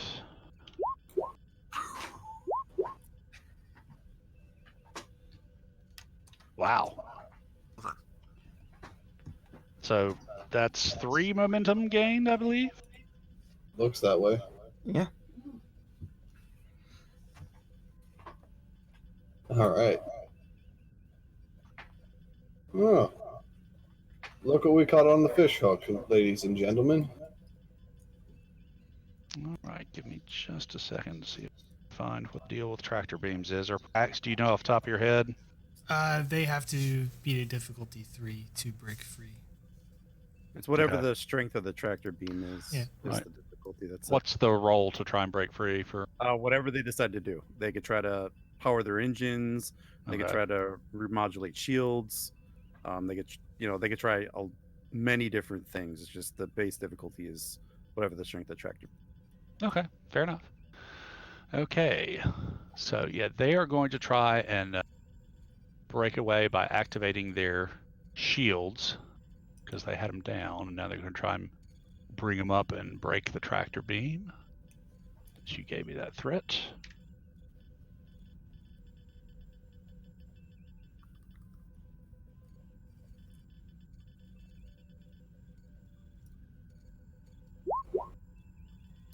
Okay, and their shields come up and you lose the tractor beam lock, but it is your turn again. Okay. Red alert.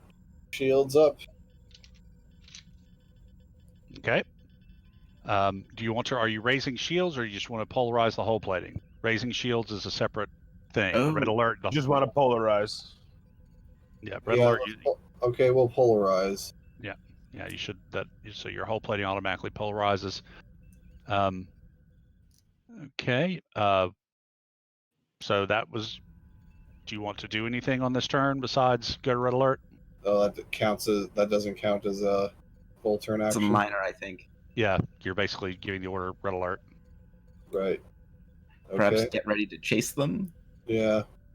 Prime the engines in case they try to escape. And let's fire a shot across their bow to show we. Okay, so that's going to be control security, difficulty of 2, assisted by ship's weapons security, I think. Okay. I'm not going to spend any. Not going to spend any threat or momentum or anything. Okay. Actually, I'll spend 1 momentum. Okay. Targeting systems. Yes.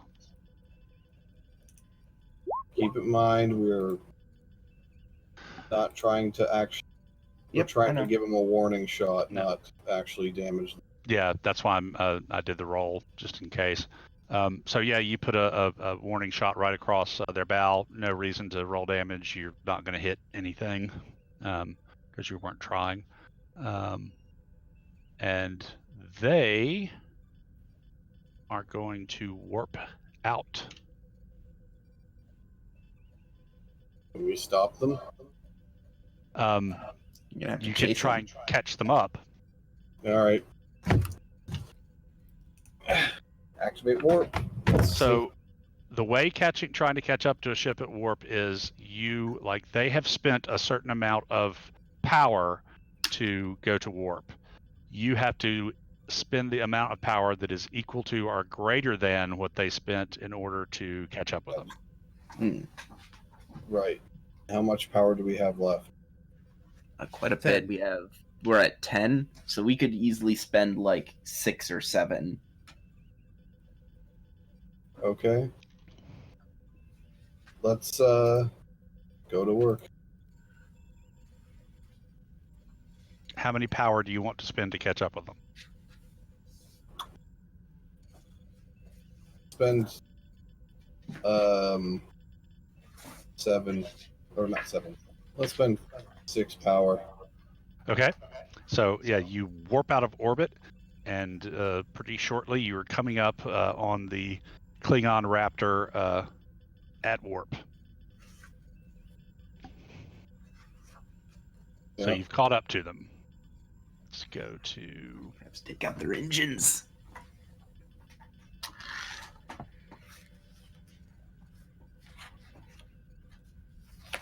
Let's do you over here. Where's my Klingons?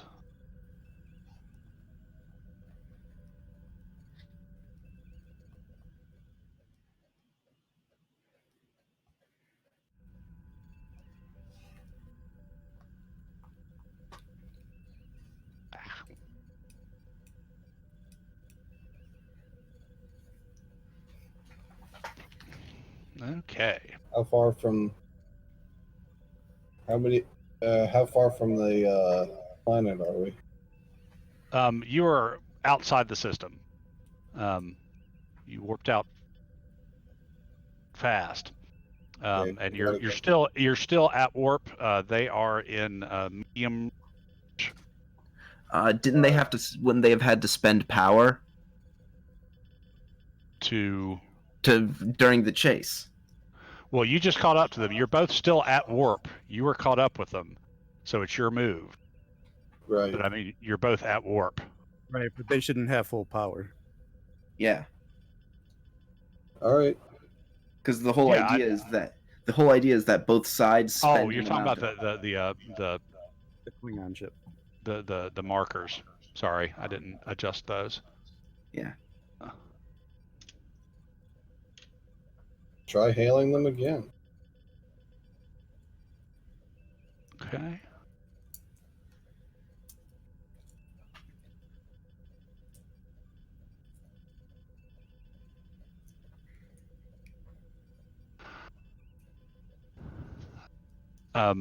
There's no response, sir. Well, so much for that. Set. Turn us around. Get us back to the planet. What? You heard me. Turn us around. Get us back to the planet. Just in case this was a ruse. Aye, sir. And Daly turns you around and gets you back to the planet.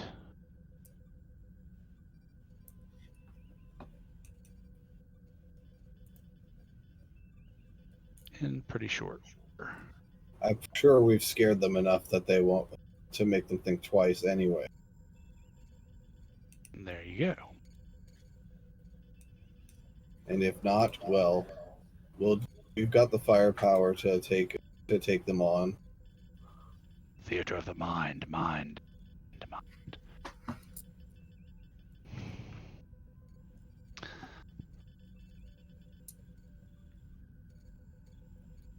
So, okay, back. You guys don't really know anything that happened there, but the Klingon spy was beamed away.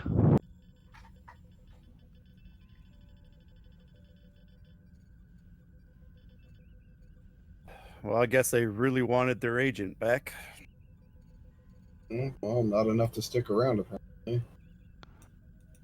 Osborne approaches. So, where do we stand now? Well, we still have the peace talks to conduct here. Indeed. Chief, I believe you have some commendations to prepare and security to set up. That I do. I also have some inquiries of my own that I want to make, and he looks to the minister, sort of knowing. She catches your glance and quickly glances away and says, Grand Minister, if you pardon me, I will get the investigation into this underway. And Rato nods as she makes her way back towards the Shilnean compound to catch a shuttle.